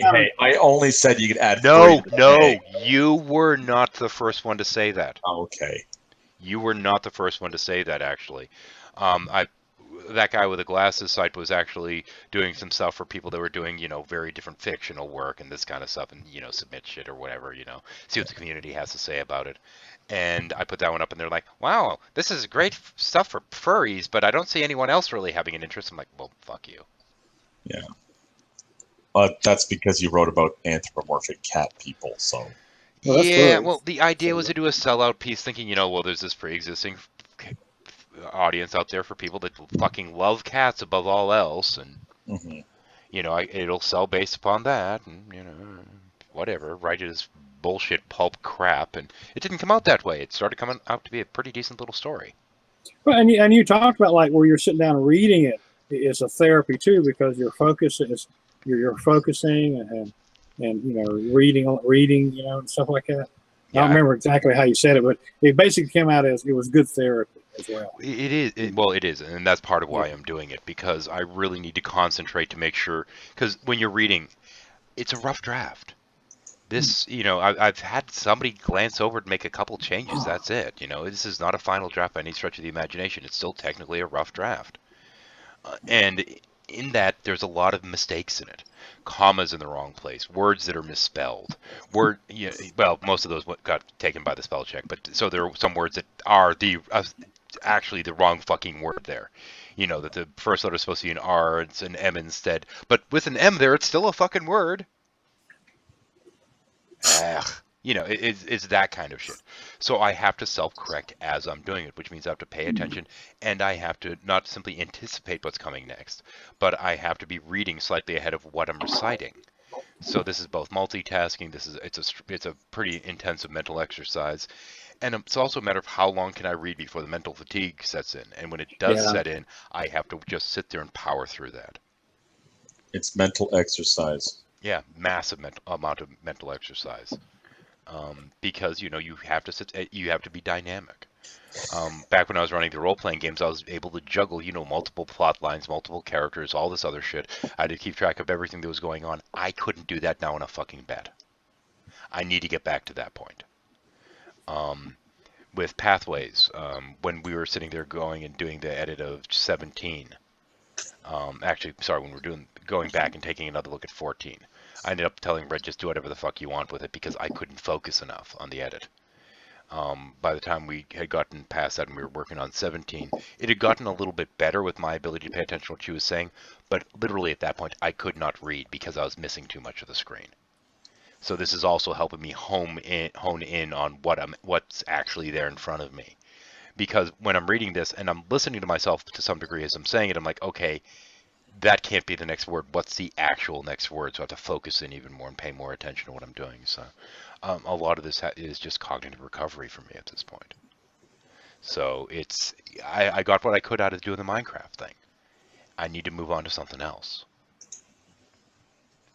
So it's a good exercise for me, and I like telling stories, so fuck it. And to be a little bit whorish, when I do start putting out the actual fucking book, which is a totally different story, if I already have people listening to this and enjoying it, hey, it might help with a couple sales or something, Yeah. Because, I am going to be releasing the damn thing as one of these, your ebook thing. And I'm planning on eventually trying to do an audiobook to go with it. And the initial plan was to, have the ebook done like last month, but the editing got slowed down due to the editor getting sick. And I was hoping to have the audiobook by the end of the year. And that's not going to happen either, because courtesy of the stroke, I couldn't do the audiobook now if I wanted to. But if I want to get back to the point that I could do that, I'm going to have to get my brain conditioned again. I mean, for the part of the reason why when I was initially running those ridiculous hangouts virtually all the time, that was in order to get past some of the mental fatigue, because simply trying to follow a conversation, I was getting mentally exhausted. And after, initially it was like, I don't know, 20 minutes or so, I would start getting lost. So having to pull my attention back in. And because honestly, there was one that was like a 13-hour test hangout that I did or something like this. And I'll tell you, of that 13 hours, I think I was focused in for maybe 4. Ooh. I kept spacing out and losing track of what was going on. It was a lot of effort, and I had to just rein myself in and just power through it, because that's how I do everything. I mean, I'm one of these people, you know, I get pissed, and when I get pissed, I get a lot more done. So these people that, you know, the power of love, fuck that, the power of hate in my case, the power of anger and rage, because damn it, that's the thing that gets me going. You know, it was somebody in the hospital that said something incredibly fucking stupid to me to the point that I wanted to choke the shit out of them. They got my left arm responding at all. That was the first big step, was somebody saying something incredibly fucking stupid. Oh, yeah, I remember you talking about that. Yeah. Well, but wouldn't you rather have lost a leg than, you know, well, at least you didn't lose a leg. And I'm like, right. But yeah, wouldn't it be better to lose an arm than a leg, though? No, right. I'd rather lose both fucking legs, okay? Than have cognitive damage and lose an arm. But then you wouldn't be able to walk. Hey, my arm, it moved. That was basically it. Ooh. Prior to that, I couldn't get my arm to respond at all. So yeah, pissing me off apparently helps. Well, hell, that was the thing that kept me dealing with Scientology so long, as those little assholes kept pissing me off. Oh, okay. Oh, yeah, that came up in the Dogma in the chat, side chat. Yeah, what got you on the end of the great debate or something, and you brought up Scientology. Well, I mean, the thing is, I saw that atrocious Ben Stein movie, and I'm like, you know, somebody really needs to refute this, and if nobody else is going to do it, I'm going to.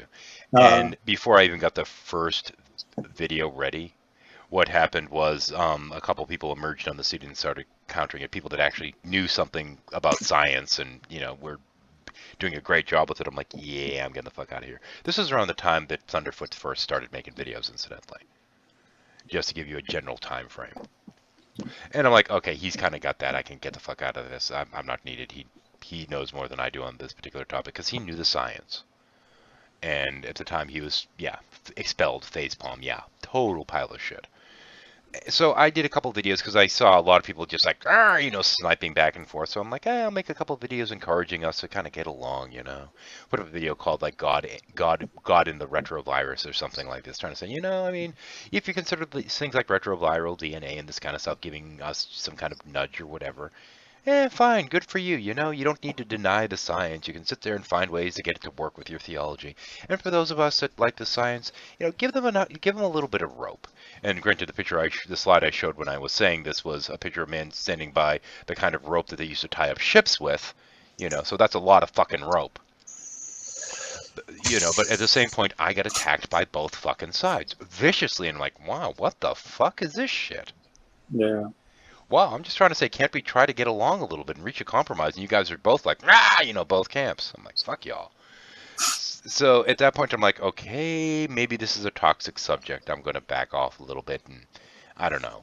Am I really interested in trying to make more videos? And then I was sitting there kind of talking about this to somebody at a party, and they're like, oh, have you heard of Anonymous? And I said, no. I said, well, do you know anything about Scientology? I'm like, well, yeah. I actually responded to a job interview years and years ago, and when I got there, it was at a fucking Scientology center, and I looked at it going, this has got to be fucking wrong.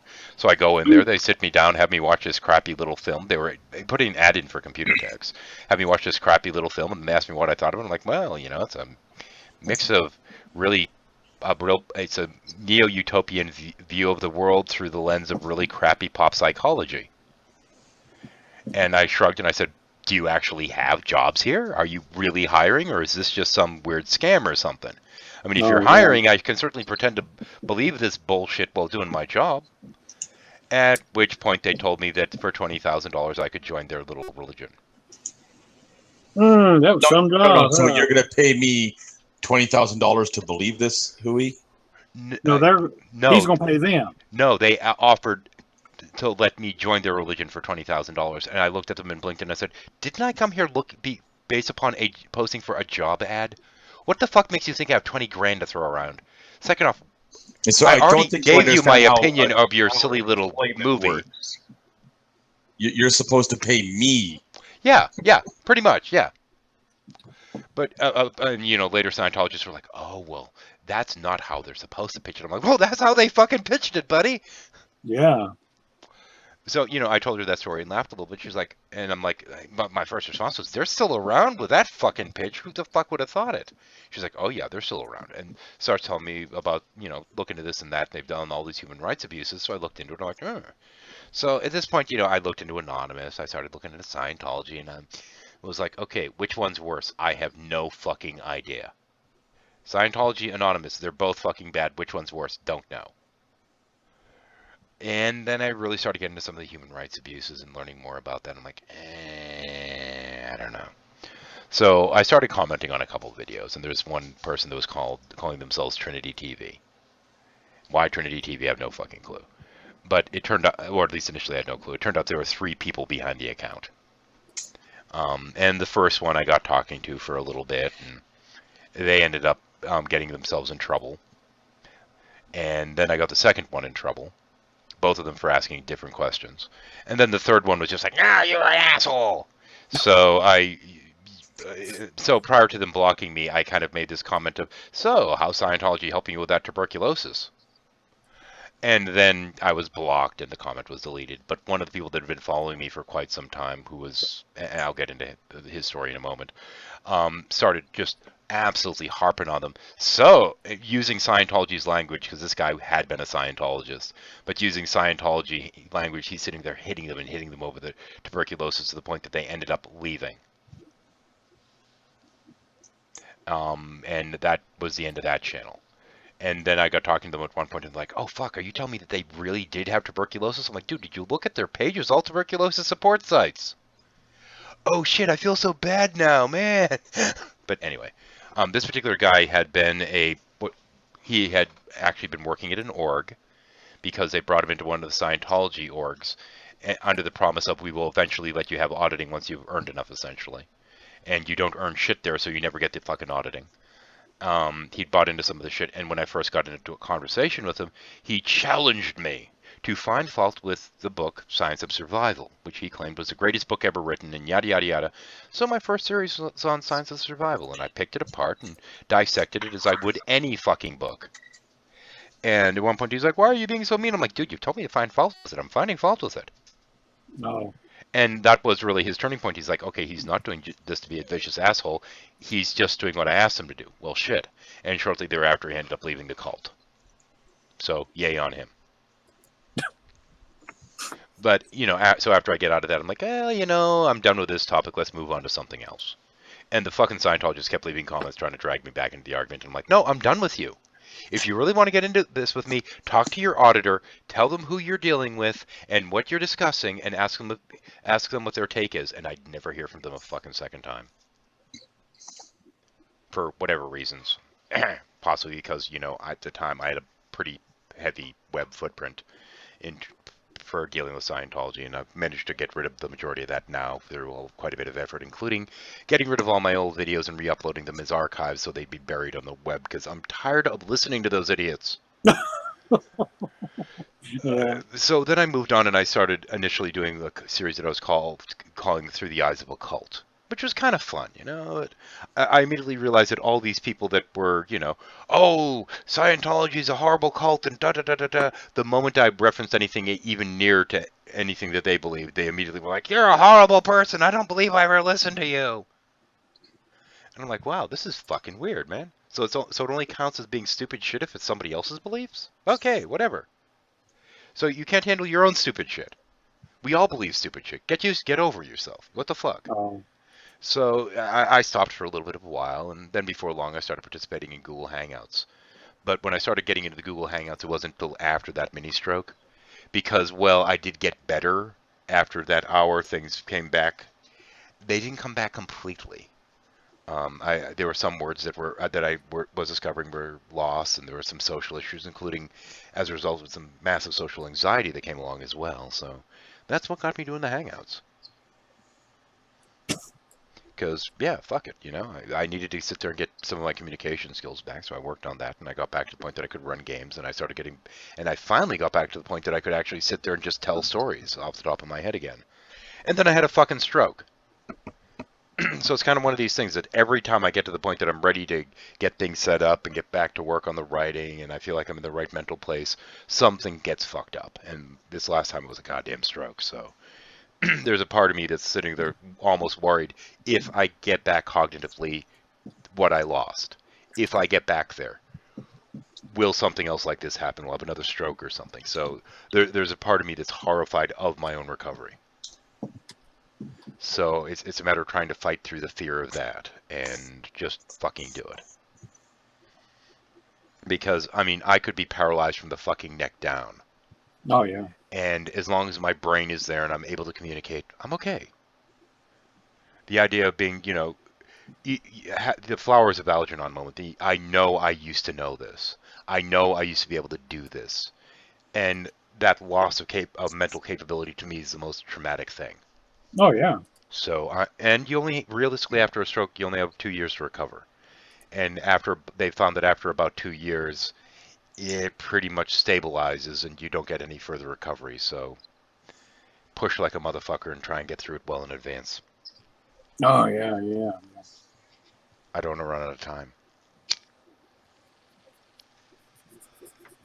So, I'm doing everything I fucking can. Of course, accepting the fact that I'm apparently going to have to get fucking glasses at some point in the near future is kind of a pain in the ass because I've had perfect vision for the majority of my life. Yeah. Oh, yeah, because you mentioned, what was it, your left eye? I used to have 2015 vision. If it's only the one eye, you can get a monocle. Yeah. No, because the other one keeps trying to compensate for it. And I do have astigmatism. And it seems to be the eye that's with astigmatism that got really fucked. But yeah, courtesy of diabetes and this and that, the other eye's not as reliable as it used to be either. I think I probably had some regular optical damage as well because my eyesight has been slowly getting worse. But, you know, just simply doing something about it's kind of a pain. And I'm a little bit, since I am still recovering in terms of the focus on the left eye, I'm worried that I'd go out and get glasses and need to get a new pair the next fucking week. So I don't know. I want to. If you don't want to wear glasses, you can always wear a pincep. What the fuck's a pincep? It's glasses that don't have the arm they pinch on your nose. Okay. Yeah, they kind of fell out of fashion sometime, you know, in the early 20th century here. Basically, it's when you need, instead of having contact lenses or when you needed glasses, you would get them out, put them on, take them off, and you're done with them. Okay, sorry. I got distracted looking at the chat. But yeah, my multitasking is still kind of fucked up. I finally have some of the flow charting, so to speak, some of that stuff figured out. Initially, very shortly thereafter was when Brian J and Exile got married. And I was supposed to actually simulcast that so that they could have the area live chat and this kind of stuff. And this required doing some virtual cabling. Now, we're not talking physical cabling, we're talking virtual cabling, so it's all conceptual, and you have to figure out, okay, if I need to do this one to this one, and this one to this one, this one, this one. But even with the chart that I had laid out from having done this 50 times, I just couldn't figure out how to do it. Conceptualizing it was initially impossible. And I've got that back finally. But that was the point at which I'm like, holy fuck, there's cognitive damage, what the hell's going on here? Scared the fuck out of this. Oh, yeah, yeah. A monocle with a shaman hat. Well, that would be kind of funny, but that's not the shaman hat. I tried to go the voodoo route for, so I don't think the monocle would work with. If it was just regular top hat, that would actually be more funny. But incidentally, just as a reminder, seeing as we are entering into the time period towards the beginning of the thing, for those that are on Patreon and following me there, I do have an offer there that actually I will actually make a hat if you're willing to pay enough on Patreon. And I do have a couple people that are talking about potentially taking me up on that at some point. It's expensive, but, you know, it costs me a lot to make the fucking things between buying the hat and all the different parts and all this kind of crap. But it's a thing. It's there. I put it up there initially as a joke, and it surprised me that a couple people were like, well, maybe. I don't know. Oh, Paranor is back among the living, I see. Yes, but he's not back among the hangout. And on your shaman's hat, if you would like to use dodo feathers, you'll have to provide them to heathens. Yeah, no shit. No fucking shit.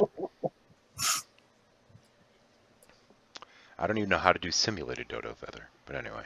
But yeah, I mean, keep in mind that. Oh, there are dodo. You can get dodo feathers. They're pretty expensive to get, but you can get them. Oh, okay. Well, keep in mind though that in terms of the hat and whatnot, all the stuff on there is actual parts from animals in general, with the exception of the little bit of scale mail I put on there, which obviously isn't. But it's Abraham. But it's actual snake skin, it's actual raccoon tail, it's actual fox tail, it's an actual coyote skull. And for any vegans out there, all these animals either donated the parts or committed suicide in the wild. Oh no, fuck that! I got it from Etsy. I got it from Etsy. These things were mostly killed by farmers and shit. No, they were murdered, then tanned and hot. No, fuck that. Fuck the vegans. They're made of meat. By the way, just so in case any vegans are still listening at this point, the Dalai Lama eats meat. Go look it up. It's true. Feel like there was a headline somewhere about that. As a reminder, you got the link in the description. If anyone wants to join and bring an actual topic, feel free to do so. Otherwise, I'm just going to keep spinning my wheel, and I'm running out of breath at this point. Yeah, Paranor probably needs to have 2 or 3 cups of coffee before he's ready. He might need two or three cups of coffee and 1 or 2 cups of reality. Well, he has to get his left and right sides to match. They go out of sync.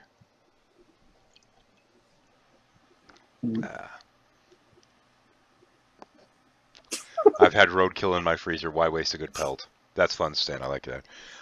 It's funny because I've had a couple of people say, like, well, you got to make your next hat, I mean, there are some parts I could donate. I'm thinking, okay. But, yeah, the next one that's going to be made, I'm going to have to see about securing myself some ram horns and some shark teeth for. Oh, ram horns would be awesome. Yeah, I'm going to see if I can do the big old goat horn thing and some shark teeth, because I think it would, as opposed to the wolf teeth, I think that would actually suit the personality of the person that's talking about getting one toward the end of the year. Okay. They call it the Baphomet hat, or Bahamut, whatever his name is. No, hold on. You're going to put ram's horns on this thing? Oh, he's more anti-theistic than I am. Okay, if you're going to put ram's horns on it, then that has to be for Paranor. No. You're not getting the Monty Python joke. Oh, no, I understand the Monty Python joke, but no. Paranor I'd come up with something very different for. But, he doesn't have the money to be able to afford it anyway.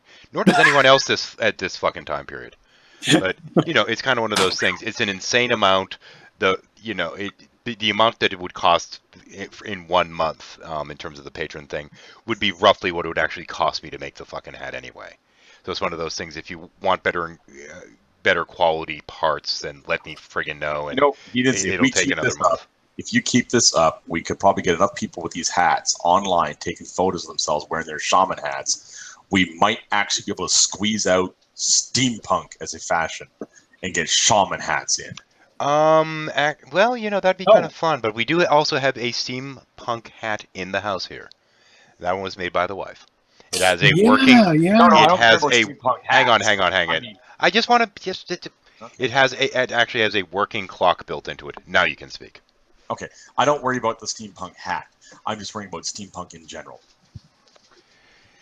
Well, I'm tired of finding computers that look like typewriters. Well, the thing is, it is a creative outlet for people, and right now there's kind of a market for it. So, people having some way to direct their creativity in such a way that they could even make a little bit of cash on the side doing it, I'm all for that. Yeah, there's a huge steampunk community in Second Life. It's gotten to the point where you can take a plastic fork and glue a clock gear to it. Look, it's steampunk. Yeah, a little bit, yeah. Cute basket of cuteness. Randomness going on here, sorry. Oh, that's quite all right. But yeah, it was when I first started putting together the hat. A lot of people were like, "Oh man, I'd love to have one of those." Da, da, da, da, da. And I've had one person that, granted they're in Alaska, that's like, "I'm going to steal it." I'm like, "No, you're not. You'd have to get here first." But after that, after the number of people that initially were coming to me saying, "Man, I'd love to have a hat like that. That's so cool," or whatever, I'm like, I could make you one if you paid. We're willing to pay for the parts. So I'd made enough jokes of that when I put up the Patreon thing, I put it up there kind of as a gag. But honestly, I'm looking at the amount going, I could probably make one for that. I did have some of the parts here, but I should be able to make it for that amount. But it's not going to leave me with much of anything left over afterwards in making one. So it sounds like an insane amount, but it cost me a bit to make the fucking thing. You know, like I said, it's real animal parts. But I felt kind of funny putting it up there, even more so because I know that if I were to resell this fucking thing, and there's some pages I could do it through, I could charge like 2 to 3 times that for the fucking things. And so it's actually me trying to be, you know, not a dick.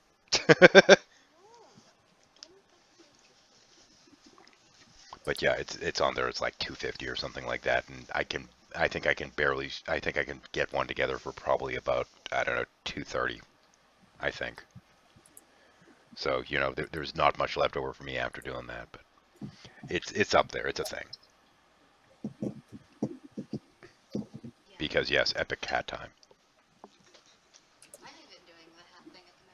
No, are you?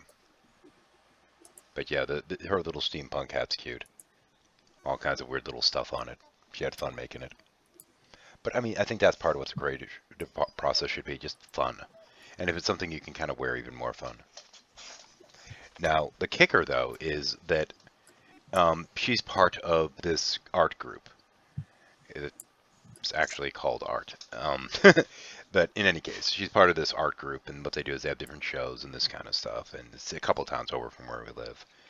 And she had made her hat, but she'd already shown it on Facebook, so she didn't feel comfortable with that one. So she's like, you mind if I swipe yours and I'll use yours as my wearable art exhibit? I'm like, yeah, sure. And the kicker is she goes in there, and I don't remember if it was wearable art or something else. 3D. Oh, sorry, it was 3D art. That's what it was. Thank you. She's now home, so she can tell me. So sculpture. No, it was 3D art, and it lost out to a guy that carved a duck. I'm like, you have this hat that's been carefully done and all the angles done and with all this different shit and all this effort and time put into it, and it's won out by somebody that had a duck, a wooden duck. Yeah, because it's a wooden duck. You know. Yeah, so I had a little bit of fuck you there, because I'm like a duck, just a carved duck. Yeah, okay. But the irritating thing is, this particular guy is the one that wins all of their fucking contests. And 90% of and this is because of a scorpion guy, wasn't it? Yeah. Yeah, this guy's usually like making scorpions out of like leftover hose parts and shit, or what utensils and shit like that. Yeah. Can I make a quick music Here, thing? take the headset. Okay, so at that same show, they were doing a costume contest, and that was where my steampunk hat came in. Because I just went in kind of a full steampunk outfit that I pulled together out of random stuff I had laying around my bedroom. Because I do things like that. Well, I won a $20 gift card to Hobby Lobby. Uh-oh. Now, I'm sure that most of y'all are familiar with Hobby Lobby's politics. I was gonna say, is this post or pre-politics? This was post-politics. However, I just wanted to let everyone know that I just went to Hobby Lobby, used that card, and bought a whole bunch of art supplies for the Youth First Resource Center. It's an LGBT plus resource center here in Dallas. Okay, but they don't hand out birth control pills, do they?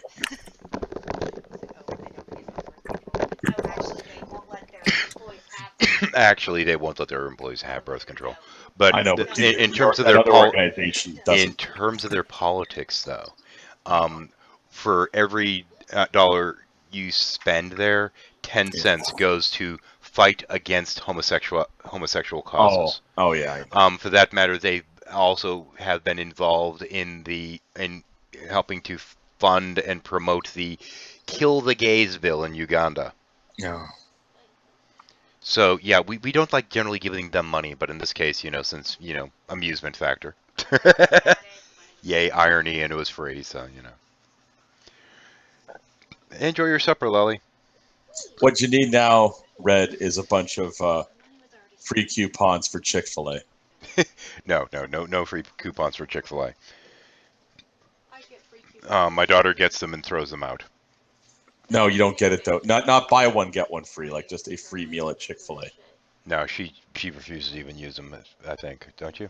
No, I use them if I get them for free. You use them if you get them for free. Okay, because it's free food. Never mind. Stomach wins. Oh, that's just your mom's cooking again. Doesn't take much. You've got dog hair on your leg, kiddo. Well, I just had a dog. So Yes, but it's a big old tuft, though. It's it's not like one hair. It's like 27. She just had a big dog in her on her leg, so Oh, he's not that big. Anyway, once again, for those of you that are viewing, it's in general an open room. Feel free to try to join. All you have to do is accept when you come to enter. And if you come in with names like Adolf Hitler or Molester, you will not be welcomed in. Yes, we've had that problem.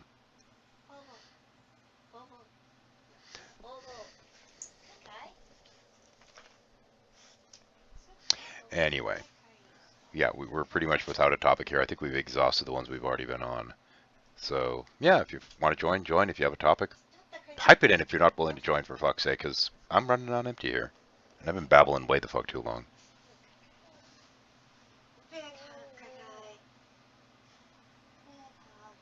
Eating panzerotti. Is that like ricotti, but made inside of a panzer tank, or? No, it's like a Hot Pocket, but big. Oh, okay. Well, that makes much more sense. You know, it's so hard to get panzer tanks these days.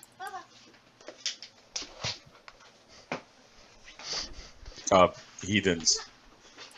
A panzer tank is a tank.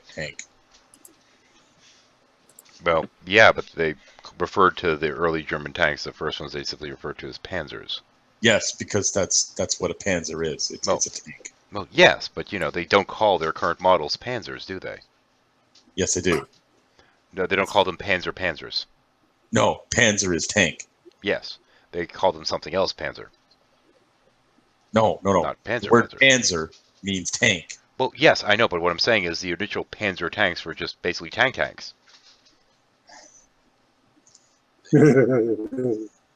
Panzer is the German word for tank.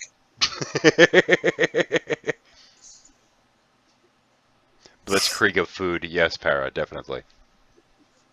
Is it time for the P word? I think that's already been mentioned, actually. It might have been off air, though. Oh, shoot. But this is not a shuffle, so we don't have to talk about penis. No, shoot. So what, we can't mention penis then? Nah, don't. Well, there's no need to, more so is the case.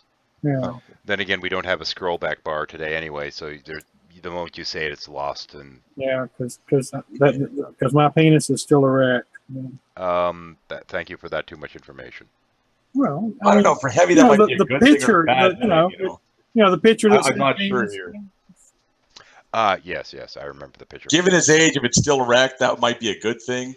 Yeah, however, if it goes over a certain time limit, he might have to go see a doctor. Well, keep in mind, however, that yesterday's is now unlisted in a playlist like everything fucking else that isn't part of my normal content, so to speak. And it's funny because when I'm saying normal content, I'm saying shit I actually fucking upload deliberately, as opposed to hangouts that just go on for whatever.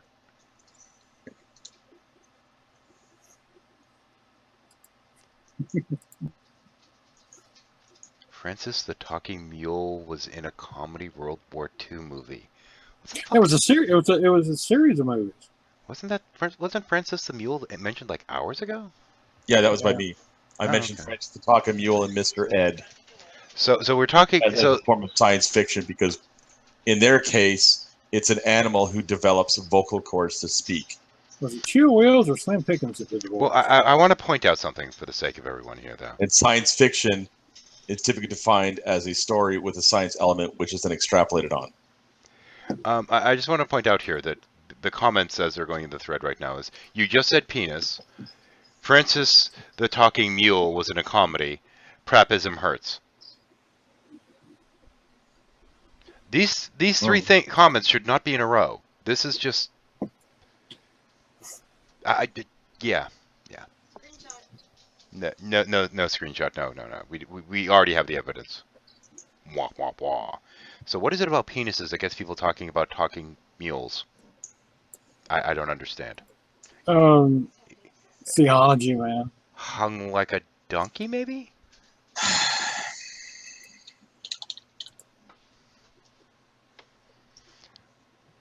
Paranor says, I liked My Favorite Martian. I can't stand Spirit Science. Oh, wait, no. You mean, the show, not like Spirit Science. You probably think he is a fucking Martian. Never mind. Oh, wait, no. The Martians were the ones at the lower vibrational frequencies. Never mind. No, Stan, I live in Texas. I was not fucking born here.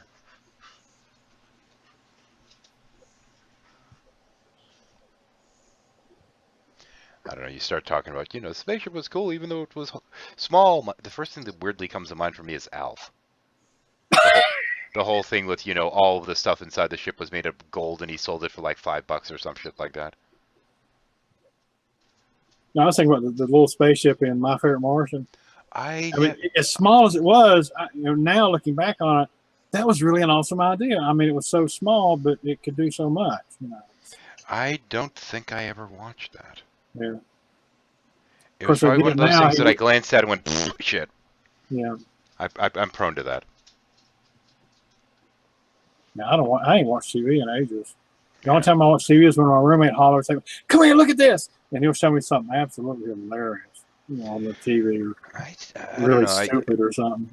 I don't know. My TV these days is basically Netflix and Hulu, and of course the occasional ridiculous hangout on here that's certainly not worthy of being equated with television, but I mean, at least there's some entertainment value there. I hate to say that most of the hangouts here, including my own, don't have that. Yes, must include my own in it. Okay, should I reshare the links on Skype, or what the fuck's going on here? Because I've got like nothing showing up here. Maybe I should resend out invites. I don't fucking know. Hey, Epi's not around. What do you know? I was gonna bug him. Arguing with Epi's always fun. Oh, and then there's that dork. I don't think I'll invite him right now. Count, our resident Count is online, but he's been invited previously. He can come in here if he wants, but I don't think he's around right now. Let's invite Mr. Muskie, because I don't think he's actually in Kagito right now. So why the fuck not? Here we go. Pasty paste. And Char may or may not have gotten the memo. I don't know. Yeah, good old Queenie. I think I already invited the asshats, honestly. They tend to avoid my hangouts. I think I'm, like, too... I don't know. Maybe I'm not enough of it, I don't know, either douche or not willing to, let them get away with... I don't know what the fuck it is. They just don't like my hangouts. I think it's just hostile here or something, I don't know. I'm more interested in not being bored over views. Agreed. I could invite Nate, but I don't want to. Hell, I could invite Logic, but I don't think he's going to show. Jello. Let's see if we... let's leave Jello alone. He's already got the regular invite. I spanked them wrongly, is that it? Yes, it's not with a ruler. Fabio's online. Leave him alone. Careful Atheist is out there. I should bug him at some point. Never did watch that fucking thing. I was part of some thing that he did on it. This radio play kind of thing that he hooked a video game up with so that he could basically have the video game characters do the acting and let me and some other folks do the voice work. That was kind of fun. We have Atticus. I don't think I'm going to bug them right now. Let's just try to annoy the general Kikitoites again. Still live. Okay. And of course the audience is dwindling, but there's no fucking surprise there because I think I'm just boring the shit out of people now. I have literally ran out of things to talk about.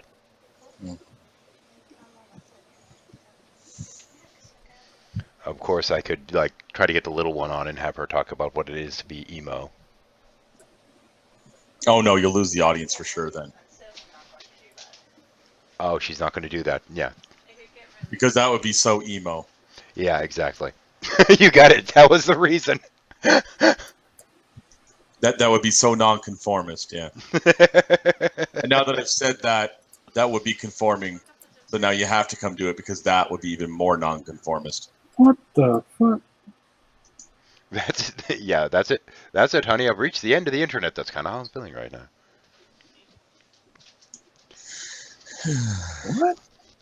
Yeah, we've pretty much gone through the anime. We've gone through the sci-fi. We've gone through literature for a bit of a while there. Did a little bit of babbling about my role-playing crap and subsequent stories. Didn't really discuss puppets, nor do we need to. Reference the hat. It's not quite the first week of the month, but I mentioned the Super Patreon shit anyway. Because, you know, hat.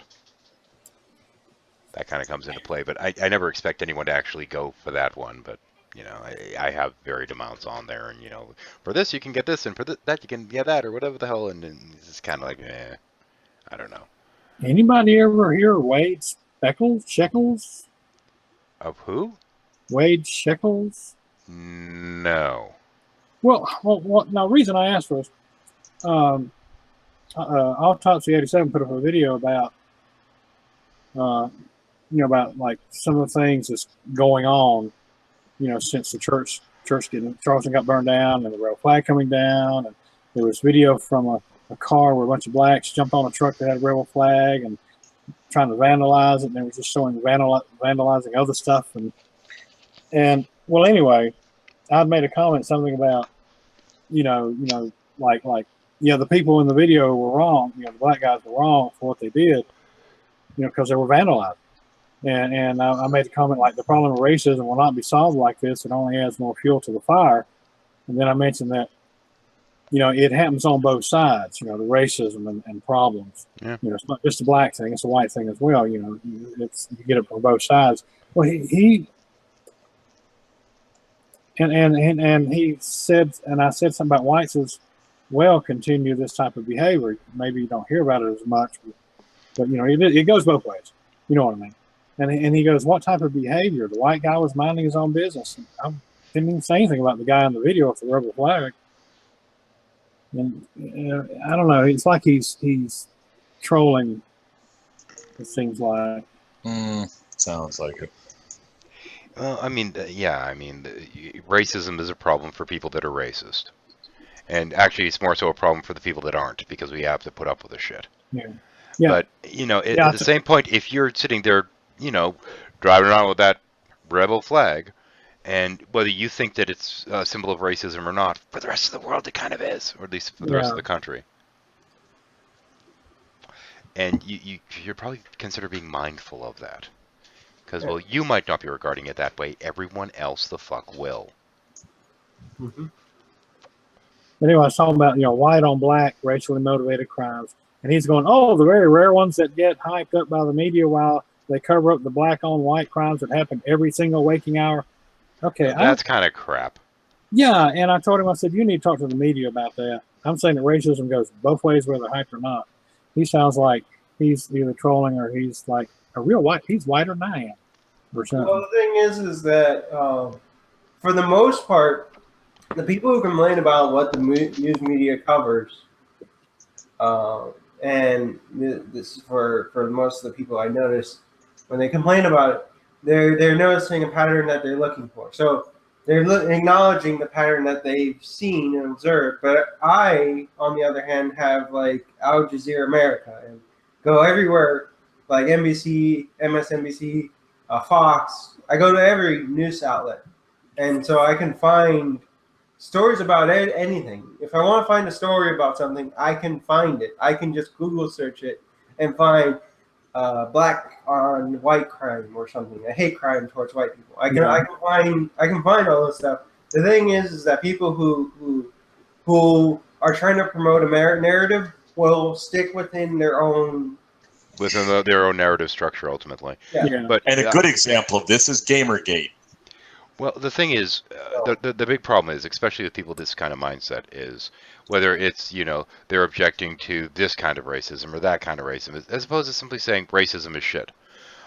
They're more concerned about their in-group and the effects of racism on their in-group, as opposed to, universally it being an issue.